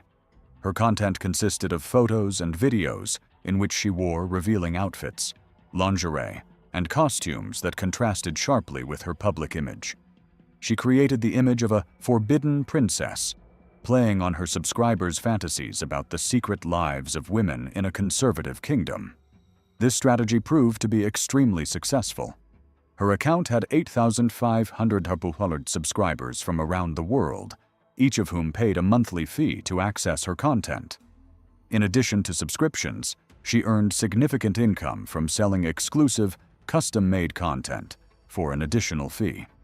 In total, this brought her between $40,000 and $60,000 a month. The money never went into a Saudi bank account. It was processed through international payment systems and immediately converted into cryptocurrency, mainly Bitcoin and Ethereum. Over 3 years, she accumulated the equivalent of $1.8 million in a secure hardware crypto wallet, a small device similar to a flash drive that she kept hidden. This money was not just for luxury, it was her escape plan. Noura used part of her income to finance secret trips to Dubai and Bahrain, often under the pretext of wellness retreats or family reunions. On these trips, she briefly lived the life she longed for, going to nightclubs, drinking alcohol, and socializing with men, living like a typical Western girl. But the main goal of her savings was complete emancipation. Noura hated the restrictions on her life and planned to escape to the West. The money she saved was intended to buy her a new identity, obtain a residence permit through investment programs, and start a new life in London or Los Angeles. For 3 years, her security system worked flawlessly. She was confident that her precautions, not showing her face on video, using VPNs, cryptocurrency, made her invisible. She didn't take into account just one variable, the obsession of one of her 8,500 subscribers. One of those followers was a 34-year-old Saudi hacker named Faisal. He was no ordinary user. Faisal held a position in the government's cybersecurity department, working to identify and neutralize digital threats to the state. His professional life was dedicated to maintaining digital order in the kingdom. However, in his personal life, he was obsessed with Desert Rose 88, spending thousands of dollars of his salary on her exclusive content and paid private messages. For Faisal, it was more than just a hobby. It became an obsession. He was both fascinated and outraged by the existence of a Saudi woman who so openly defied all norms. This obsession soon grew from simple content consumption to a private investigation. Using his professional skills, Faisal began a systematic analysis of every video and photo Noura posted. He searched for digital fingerprints. He downloaded high-resolution videos and studied them frame by frame, ignoring Noura in the foreground and focusing exclusively on the background. He analyzed the reflections in her eyes and looked for glare on glossy surfaces. The first clues were minor, but important. He noticed a specific pattern of ceramic tiles on the floor in one of the videos, which was popular in expensive new buildings in Jeddah in the mid-2000s. He then identified the electrical outlets. They were Type G, the British standard used in Saudi Arabia, confirming her location in the country, contrary to her statements in chats with subscribers that she was a Saudi girl living in Europe. The most important piece of audio evidence that Noura was unable to filter out was sound. In several videos, apparently filmed at different times of the day, very quiet, barely discernible echoes of the call to prayer, known as the Adhan, could be heard in the background. Faisal isolated these sound fragments and analyzed them. The acoustics and timing of the calls led him to conclude that she was in a densely populated urban area, probably near a large mosque. Over the course of 6 months, Faisal methodically collected these fragments of data. He cross-referenced architectural styles, soundscapes, and even the type of air conditioner that was visible outside the window in one short clip. He narrowed his search to a specific upscale neighborhood in Jeddah. Then Noura made her fateful mistake. In one of the videos, filmed in daylight, she apparently forgot about her surroundings. She walked over to the window to adjust the curtain, and for a few seconds, the camera captured the view outside. For most subscribers, it was just a view of the city. For Faisal, it was a key clue. He immediately recognized the distinctive outline of the Red Sea Mall and the spire of a well-known mosque visible at a certain angle. Using satellite maps and 3D city modeling software, Faisal triangulated her location. The view from the window could only come from one specific residential skyscraper. He identified the exact building. The next day, Faisal took a day off from work, citing family circumstances. He drove to Jeddah and began surveilling the building. He sat in his car for almost a week, comparing the time when the Desert Rose 88 account usually posted new content with the time people entered and left the building. On the 7th day, he saw her. A woman wearing a full abaya and niqab, completely concealing her identity, entered the building using an access code. She matched the physical characteristics he had deduced from the video, but he needed confirmation. Faisal moved on to the second stage of his plan. He knew that there were public Wi-Fi networks in the building's lobby and in a nearby cafe. He installed an intermediate interception device, disguised as a regular power adapter, in the cafe, where he had noticed her sometimes buying coffee. The next time Noura connected to the public network, her traffic was redirected through Faisal's device. He didn't try to hack into her encrypted banking data. He was looking for something else. He planted an exploit on her phone that gave him access to her photo gallery. What he found exceeded his expectations. Dozens of photos without a hijab, selfies, photos from her secret trips to Dubai. Now he needed the last piece of the puzzle, her real name.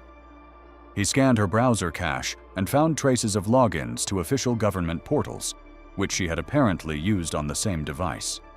He compared this with official, publicly available photos from the royal family's social media accounts, group photos from charity events and official receptions, and ran a comparison using facial recognition software.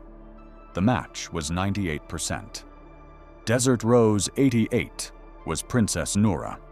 Faisal, by his own later admissions on the darknet, was shocked. It was one thing to expose an ordinary woman, but quite another to expose a member of the royal family. He was faced with a choice. He could blackmail her. Given her status, she would probably pay millions for his silence, and he had proof of her crypto wallets. The second option was to report her to the authorities. In Saudi Arabia, There is a system of rewards, both official and unofficial, for exposing immorality that threatens public order.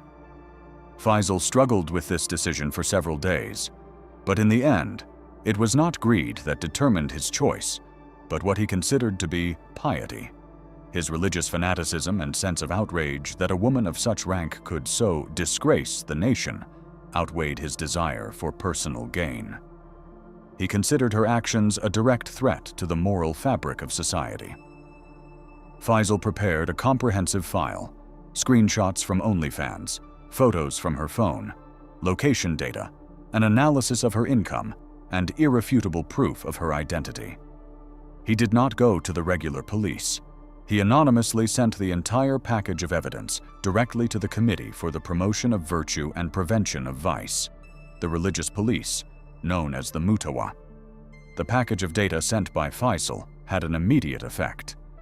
The Committee for the Promotion of Virtue and Prevention of Vice, having received evidence of this magnitude concerning a member of the royal family, bypassed standard police protocols.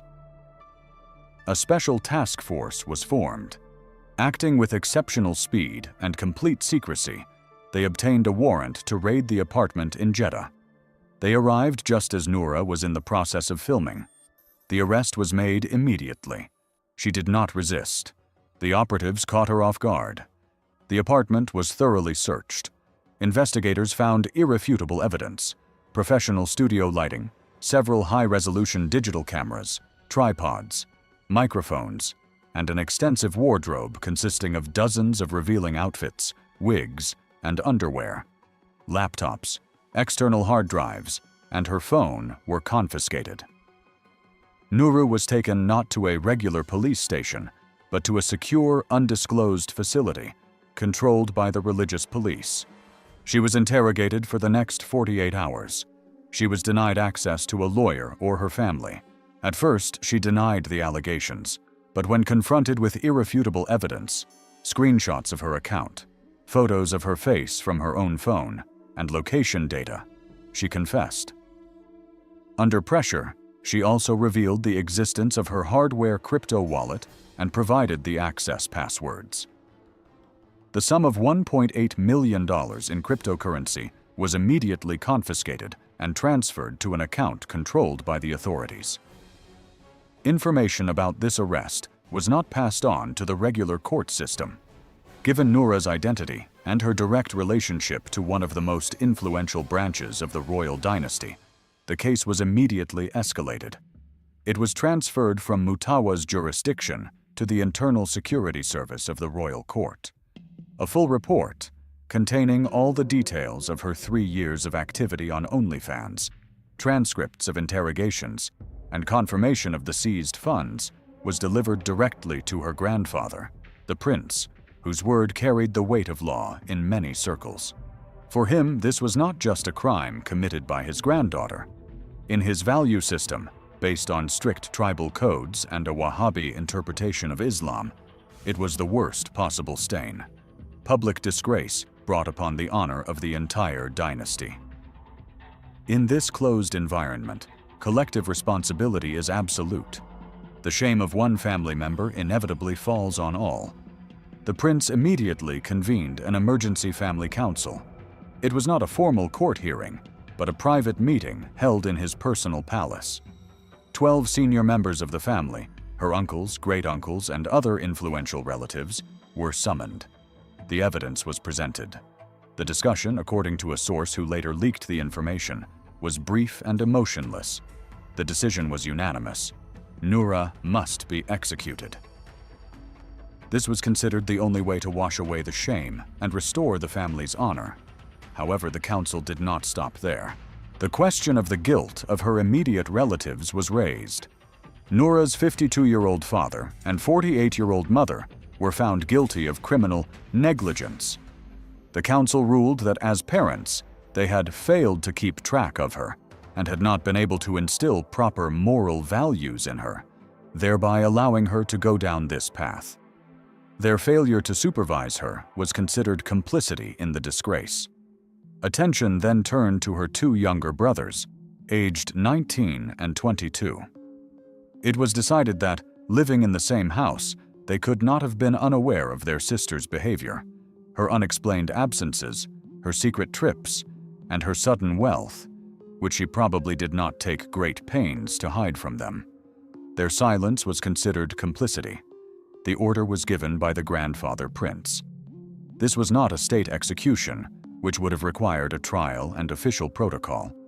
It was a family execution.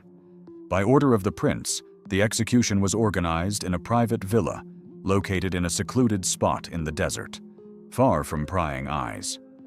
Only family members who had participated in the council were present at the villa as witnesses, along with several members of the prince's personal security detail who were tasked with carrying out the execution. 5 family members, Noura, her father, her mother, and her 2 brothers, were taken to the basement of the villa.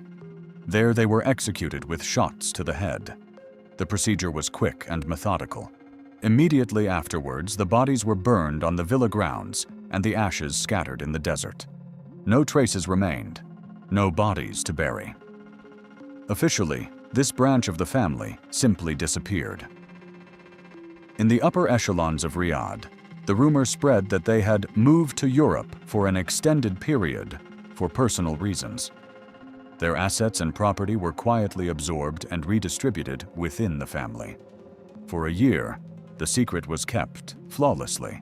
However, a year later, one of the 12 princes who had been present at the council and witnessed the execution apparently could not bear the burden of his conscience. He anonymously contacted a journalist from the Western publication The Guardian and told him the whole story. The publication caused an international scandal. Human rights groups demanded answers. Saudi Arabian officials immediately and categorically denied the entire story, calling it malicious slander and part of a broader campaign to destabilize the kingdom. With no bodies, no official records of the arrest, and no source willing to speak publicly, the investigation reached a dead end. The OnlyFans account, Desert Rose 88, still exists. It is simply frozen, with the last post dated the day of her arrest. Thousands of her subscribers, unaware of her true identity or fate, continued to write comments for several months, asking where she had disappeared to.